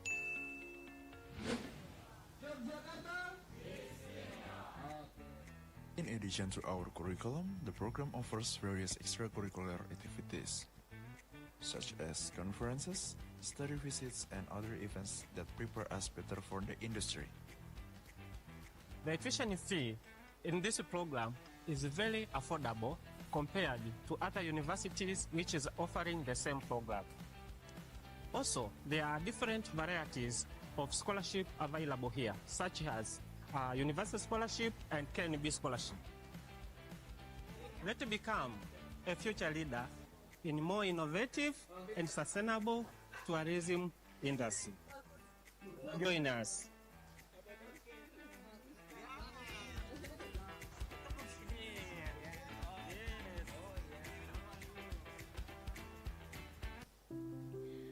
Welcome to MMIT program at Sanata Dharma University.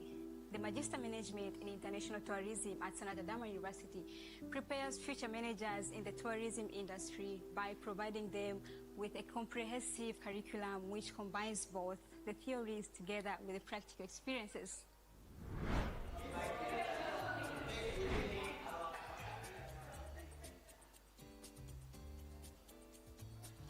The teaching uses interactive teaching methods that make our learning experience more effective and engaging. The modern facilities, including the library, the internet, and also the beautiful classrooms, enhance our learning experience.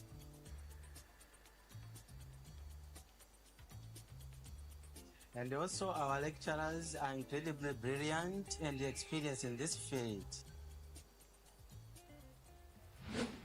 Last week we have discussed about research methodology. Learning some bahasa Indonesia is beneficial for everyday communication with Indonesian people. It adds a personal touch to our experience here. Sekarang apakah ada yang ingin bertanya? Saya ingin bertanya. Ya, silakan. In Indonesia, Yogyakarta is famously for a student city, where our university is located. The city is rich for cultural and heritage.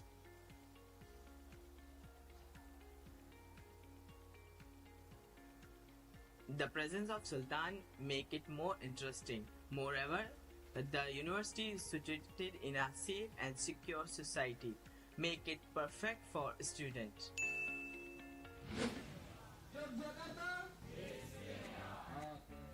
In addition to our curriculum, the program offers various extracurricular activities, such as conferences, study visits, and other events that prepare us better for the industry.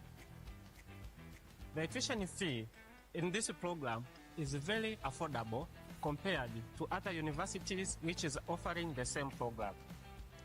Also, there are different varieties of scholarship available here, such as Universal Scholarship and KNB Scholarship. Let's become a future leader in more innovative and sustainable tourism industry. Join us.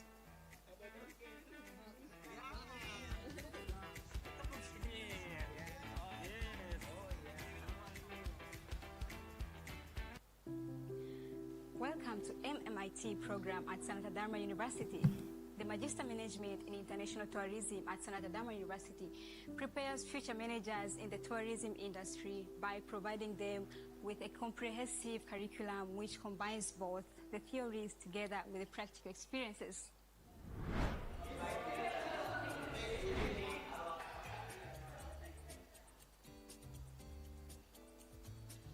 The teaching uses interactive teaching methods that make our learning experience more effective and engaging. The modern facilities, including the library, the internet, and also the beautiful classrooms, enhance our learning experience.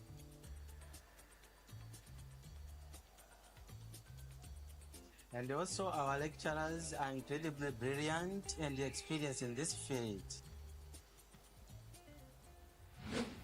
Last week we have discussed about research methodology. Learning some bahasa Indonesia is beneficial for everyday communication with Indonesian people.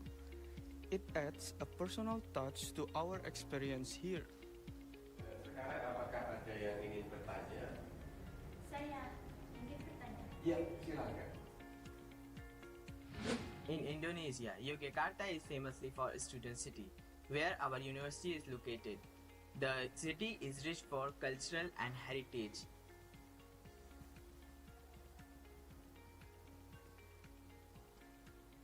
The presence of Sultan make it more interesting. Moreover, the university is situated in a safe and secure society, make it perfect for students.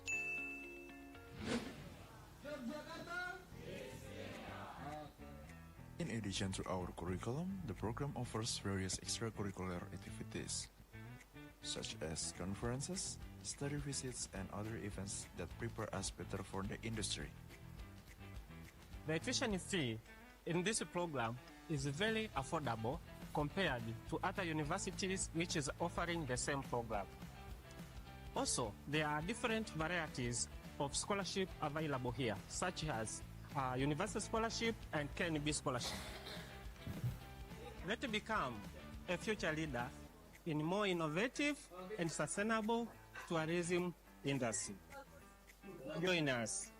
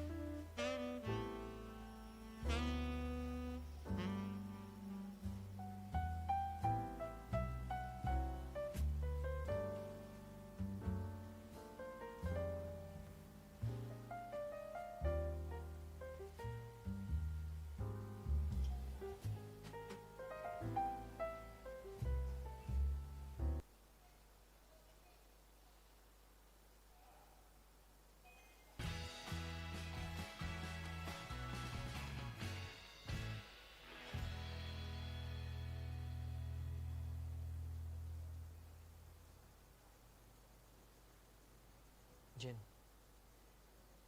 Jen. Opa, Anyong.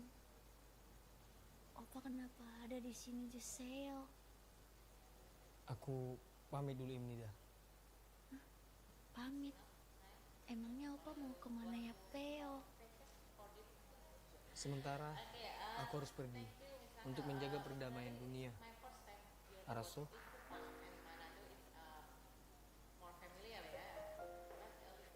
Kenapa sih? Semesta kayaknya nggak ngedukung kita buat bersama. Kita kan baru jadian, Opa. Aku nggak mau ditinggalin kamu Imnida.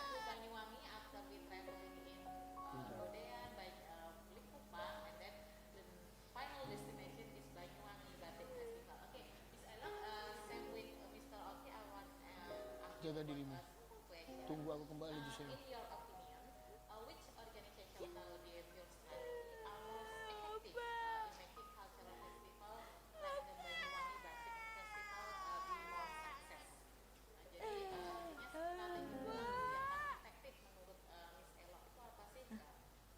Cuma nyampe.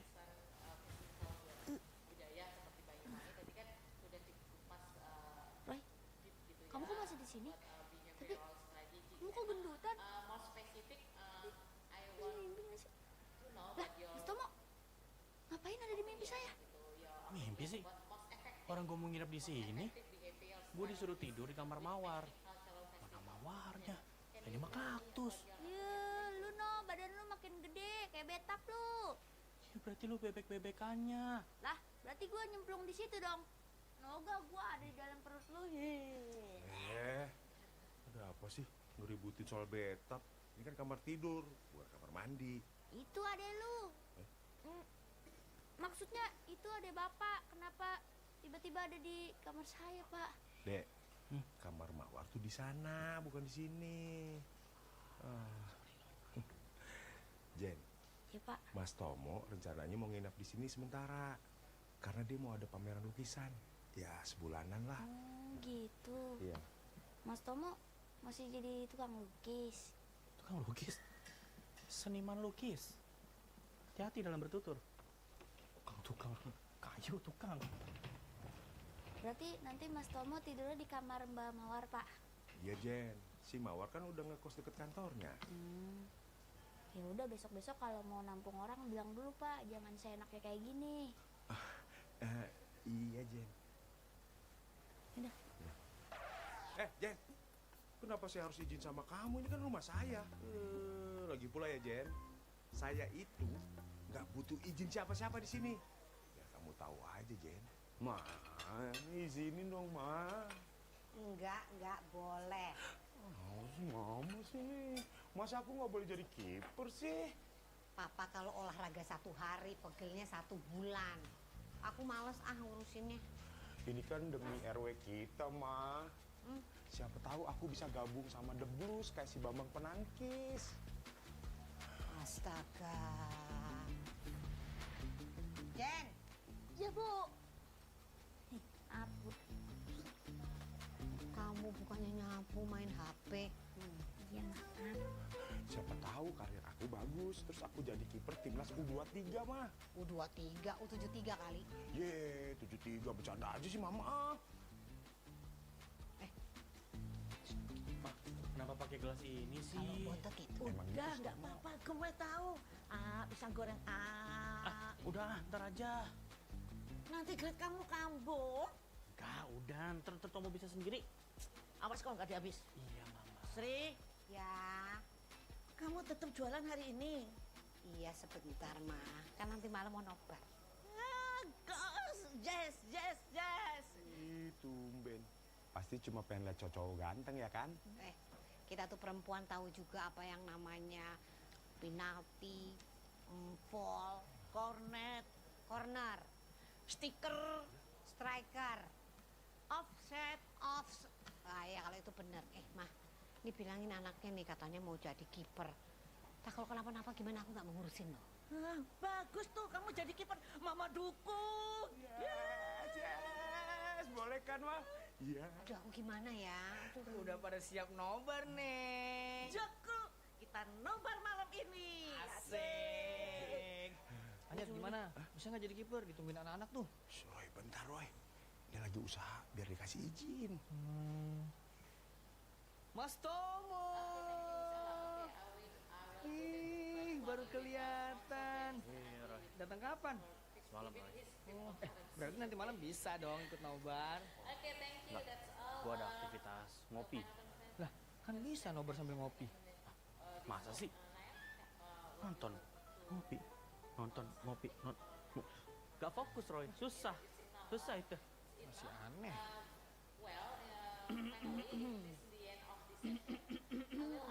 David Beckham. Apaan tuh David Beckham? Dada ini terasa sempit jika tidak bersama kamu. Kan aku bilang kemarin, aku akan bikin panggilan sayang tiap hari ke kamu. Idih, romantis banget nih Mas Rako. Kenapa senyum? Lihat foto aku ya? Terlalu pede, Mas. Ini aku lagi buka TikTok tuh, lagi lihat video orang lamaran, gemoy banget. Video lamaran? Iya, nanti kamu kalau lamaran bawa apa? Paling bawa orang tua. Iya, ngambil rapot kali bawa orang tua. Kagak romantis lu, Roy. Sono Roy, sini. Ya, Pak. Saya diizinin jadi kiper. Sini. Mereka berubah gitu. Biar lebih nyoto. Gimana, Tok? Istri lu aman kan? Istri, apa kata suami? Saya diizinin jadi kiper bela rewo kita. Alhamdulillah kalau gitu. Nih, sarung tangannya, baju kipernya nanti pas hari H. Asik. Makasih ya, Wan. Ngomong-ngomong, itu gimana ceritanya sih si Bambang Penangkis bisa gabung sama The Blues? Wah, lu cek aja itu tuh di grup WA warga. Banyak foto-fotonya. Oh gitu. Tapi hebat ya, di usia segini bisa gabung sama tim Eropa. Bikin saya jadi tambah semangat. Tapi Pak Nyoto betul-betul jago kah? Soalnya warga ndak percaya. Yalah, Wan. Recording in Dulu tuh saya progress. legenda di kampus. Bahkan saya dijuluki si panjang tangan. Panjang tangan itu bukannya julukan buat maling ya? Masa sih? Itu bukan karena jangkauan tangan saya waktu jadi kiper ya? Udah, nanti malam pada datang kan, kita nobar di rumah saya, ya? Aduh, gua nggak bisa, soalnya malam ini gua teh ada janji sama klien jemput di bandara. Gue juga nggak bisa, soalnya malam ini gue nggak bisa. Sayang banget. Padahal malam ini akan seru, spektakuler, meriah, menyaksikan kemenangan Indonesia. Indonesia. Nggak usah berisik. Tahu nggak, yang nonton cuma kita nggak usah berisik-berisik. Kalau kamu berisik nanti tetangga pada keganggu sama suara. Tahu nggak, mereka aja nggak datang. Ma, tenang ya, Ma. Nanti kalau Papa jadi kiper, terus jadi pahlawan di Tarkam, pasti nobar yang kita adain rame yang nonton, Ma. Mudah-mudahan. Guys, sekarang sedang istirahat, half time. Apakah yang terjadi, Bre? Semoga timnas menang ya, cuy.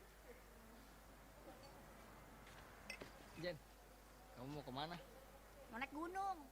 Agak lihat lu, gue lagi beresin gelas. Nggak lihat. Soalnya yang aku lihat cuman cahaya indah yang keluar dari bola mata kamu. Cahaya, emangnya gue kunang-kunang. Udah sana lu, mikirin konsep lamaran. Sana.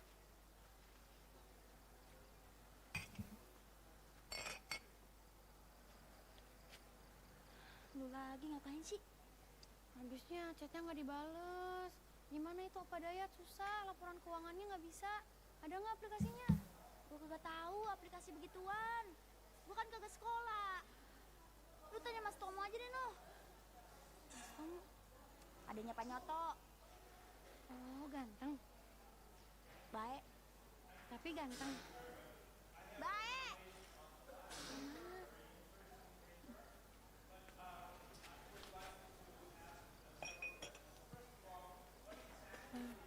Punten. Mas Tomo ya? Iya. Oh iya, kenalin, nama saya teh Mumun, temannya Jejen. Katanya teh Mas Tomo orang baik ya? Ya, sepertinya begitu. Ada apa? Jadi gini Mas, saya teh mau minta tolong. Kan saya teh punya bos, namanya Opa Dayat. Dia teh punya toko usaha UMKM gitulah. Tapi pembayarannya teh masih cash only. Jadi dia teh kebingungan. Ini ngitungin kayak laporan keuangannya gimana gitu. Oh, coba aja saranin bos kamu kayak gini. Sebentar Mas, gimana? Saya izin rekam ya? Oh iya boleh silakan. Jadi bos saya teh harus gimana Mas? Jadi pembayarannya dibikin cashless aja. Bisa tuh bikin ajuan untuk kris atau edisi BCA lewat aplikasi Merchant BCA. Biar bos kamu bisa pantau transaksi semua tokonya secara real time. Oh, itu teh caranya gimana? Kamu buka aplikasi Merchant BCA, nah terus klik daftar, nah habis itu pilih pengajuannya, mau kris statis atau edisi BCA. Nah setelah itu masukin aja data usaha kamu, masukin OTP-nya, udah deh diproses. Wah, meni keren pisan. Masnya teh punya usaha juga? Nggak juga, tapi memang kalau di tempatku, kalau mau jual karya seni, kayak misalkan aku nih pelukis nih, ya udah pakai aplikasi itu aja. Oh, Masnya pelukis? Oh, sok atuh, lukis saya. Cuekin aja Mas Tomo. Emang sekarang lagi musim unggas kawin. Ayo atuh sok. Udah siap pisan ini mah ready. Eyang, bikinin saya TikTok dong, minta tolong. Ya nyuruh Jajan aja, Roy. Ya jangan. Soalnya Jajan jangan sampai tahu saya mau bikin surprise. Ya ntar yang bikinin. Kamu udah punya nama buat akun TikToknya? Udah, namanya Roy Slebeo. Roy, itu udah nggak hype, Roy. Mending kamu pakai nama ini nih, Roy_Luwak. Itu mah kayak toko kopi. Ini aja Roy yang keren. Roy Cipta Karya Manufaktur. Ya, itu malah kayak pabrik baja mah. Dia kan gepeng kayak baja ringan. Ya iya. Paten Papa Paten. Iya, baja ringan tipis banget. Jangan, Mak. Soalnya dia Jangan. buat cacingan tapi nggak ada.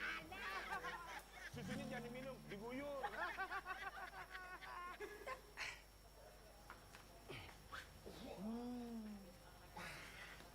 Jen. Stop, Jen. Lempar dari situ. Oh.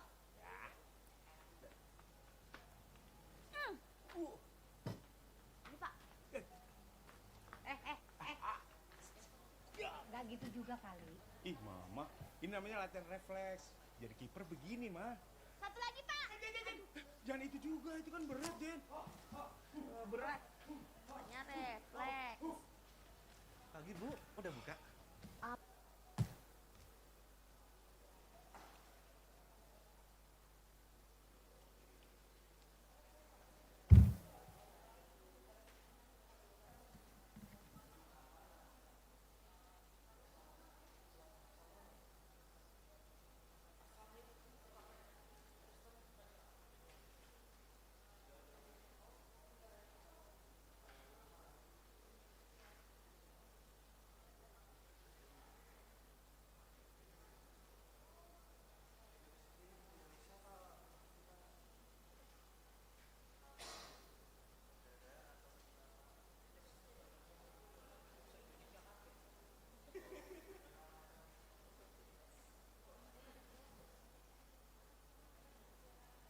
Recording in progress.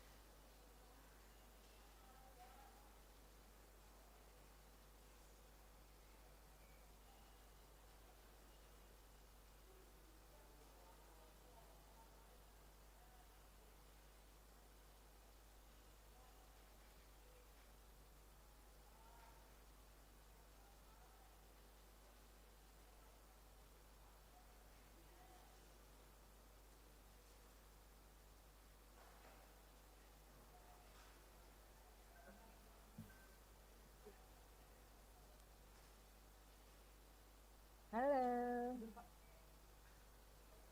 Gimana? Cek Set.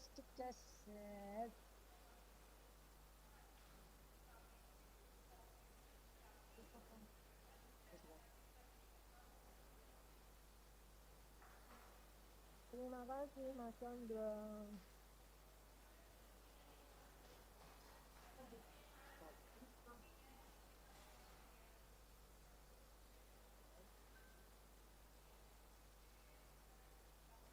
Recording stopped.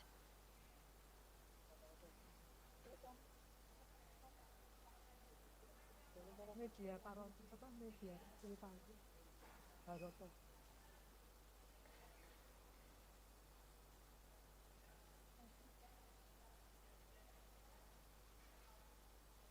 Nyambung. Media baroto.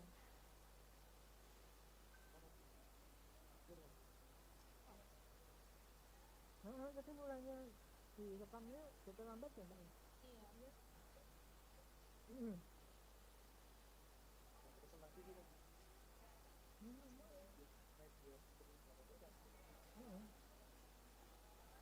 Abang sebenarnya tes.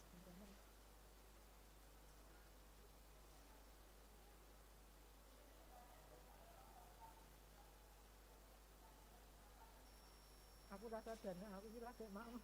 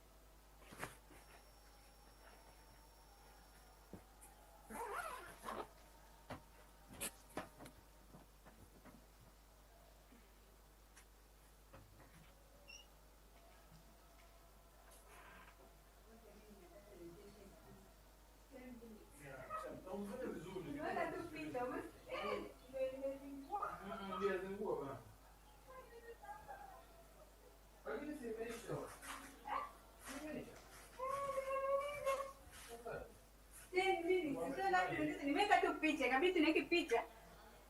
Halafu sasa nilivyo hivi rafu nikaambia yani hapa nikaambia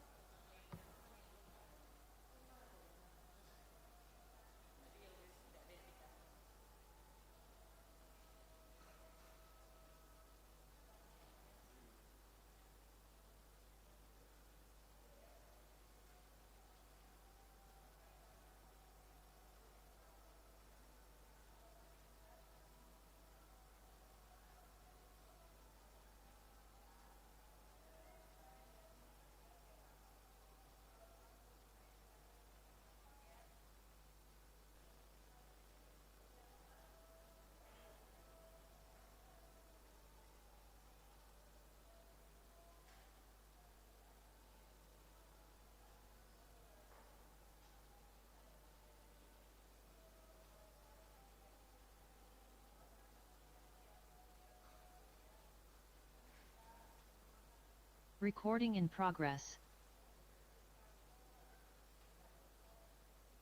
Recording stopped.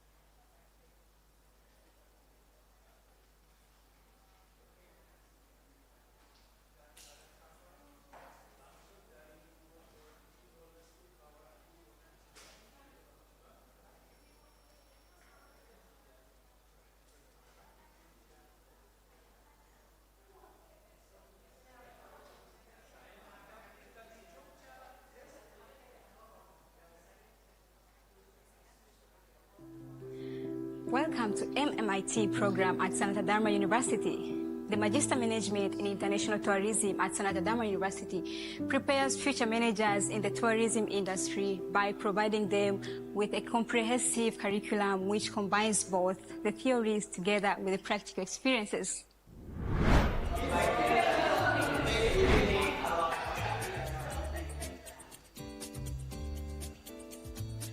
The teaching uses interactive teaching methods that make our learning experience more effective and engaging. The modern facilities, including the library, the internet, and also the beautiful classrooms, enhance our learning experience.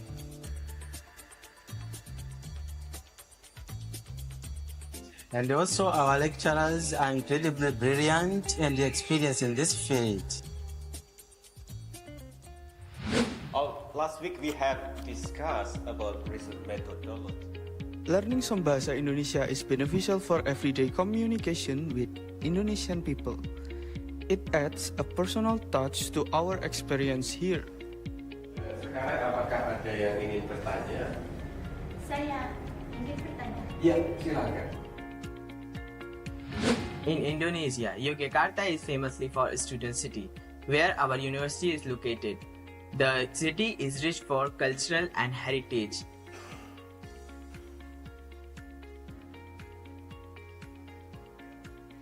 The presence of Sultan make it more interesting. Moreover, the university is situated in a safe and secure society, make it perfect for students.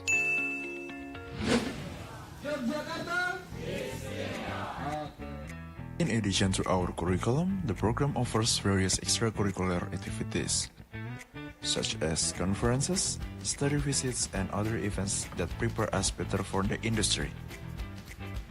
The tuition fee in this program is very affordable compared to other universities which is offering the same program. Also, there are different varieties of scholarship available here, such as University Scholarship and KNB Scholarship. Let's become a future leader in more innovative and sustainable tourism industry. Join us.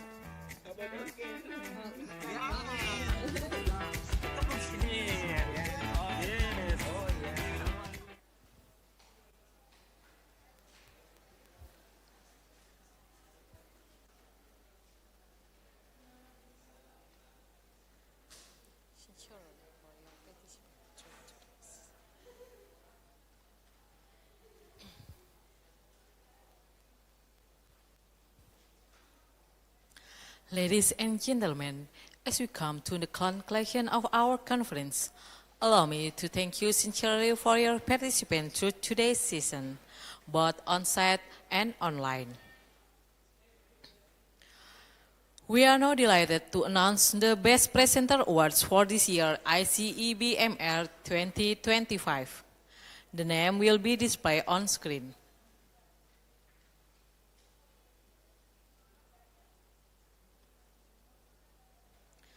Okay, room A, Marcelinus Asri, Atmajaya University of Makassar. Please. Room B, Esti Wulandari, 11 Maret University. Room C, Antonius Tiksa Kuntara, National Chengkung University. Room D, William Paulo Misiliu. William Paulo Silu. Okay, St. Augustine University of Tanzania. Room E, Heri Susianto, Jember University. Room F, Rahel Nisa Kwanda, Petra Christian University. Room G, Ninda Urahma Hidayati, Sekolah Tinggi Ekonomi Pariwisata. API, I will repeat again. Room G, Ninda Urahma Hidayati, Sekolah Tinggi Ekonomi Pariwisata. Room H, Media Putri Baroto, Sanata Dharma University. Please give big applause for our best presenters today.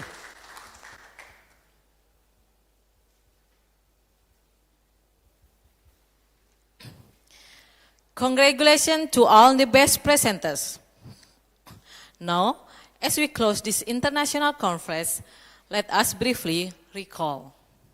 Today, we have shared insights from outstanding scholars and practitioners, explored critical perspective on cultural tourism, and strengthened our academic collaboration in the Bandung Spirit.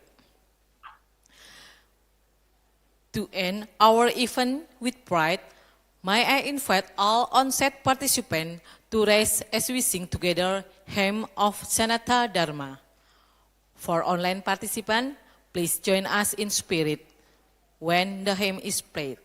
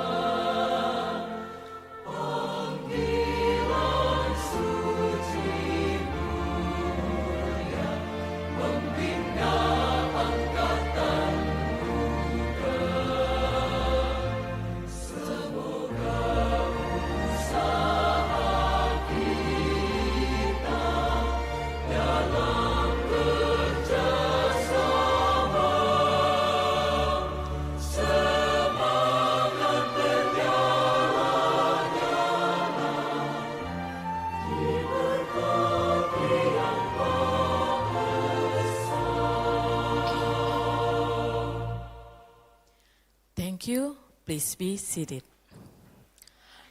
Now, to solemnly conclude our event, let us join in a closing prayer, led by Miss Lucia Kuniawati. Miss Lucia, please. I will lead the prayer in Catholic. For those of other belief and religion, please adjust. In the name of the Father, and of the Son, and of the Holy Spirit. Amen. Gracious and loving God, as we come to the conclusion of the Fourth International Conference on Economics, Business, and Management Research 2025, our hearts are filled with gratitude. We thank you for guiding our minds, inspiring our discussion, and blessing our time together with fruitful exchange. Lord, you have entrusted us with knowledge and the responsibility to use it wisely. As we reflected on the theme, cultural tourism as a tool for national building or neocolonialism in the Bandung Spirit, we pray that the insights shared may not remain as words alone, but be transformed into actions that promote justice, solidarity, and harmony among people and nations. We are deeply grateful for the committee whose tireless efforts made this event possible, for the speakers who generously shared their wisdom, and for every participant who contributed with openness of heart and mind.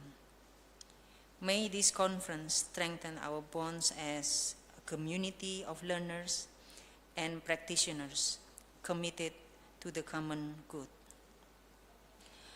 Lord, as we depart from this gathering, grant us renewed strength and a steadfast spirit to continue our mission in our respective fields. May we always seek truth, foster peace, and serve humanity with humility and love. We entrust all that we have accomplished to your divine providence through Christ our Lord. Amen. In the name of the Father, and of the Son, and of the Holy Spirit. Amen. Thank you, Miss Lucia. Ladies and gentlemen, this brings us to the end of Fourth International Conference on Economic, Business and Management Research, ICEBMR 2025. On behalf of the organizing committee, I sincerely thank all speakers, moderators, participants, and technical teams for making this conference a success. We look forward to seeing you again next year at the 5th ICEBMR. Until then, stay safe and blessed. Thank you and see you again.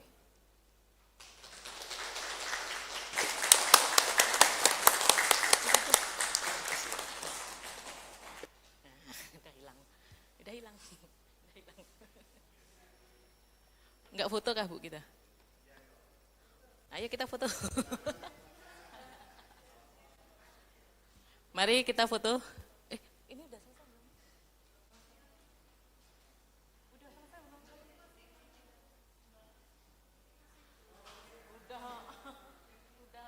Udah Bu.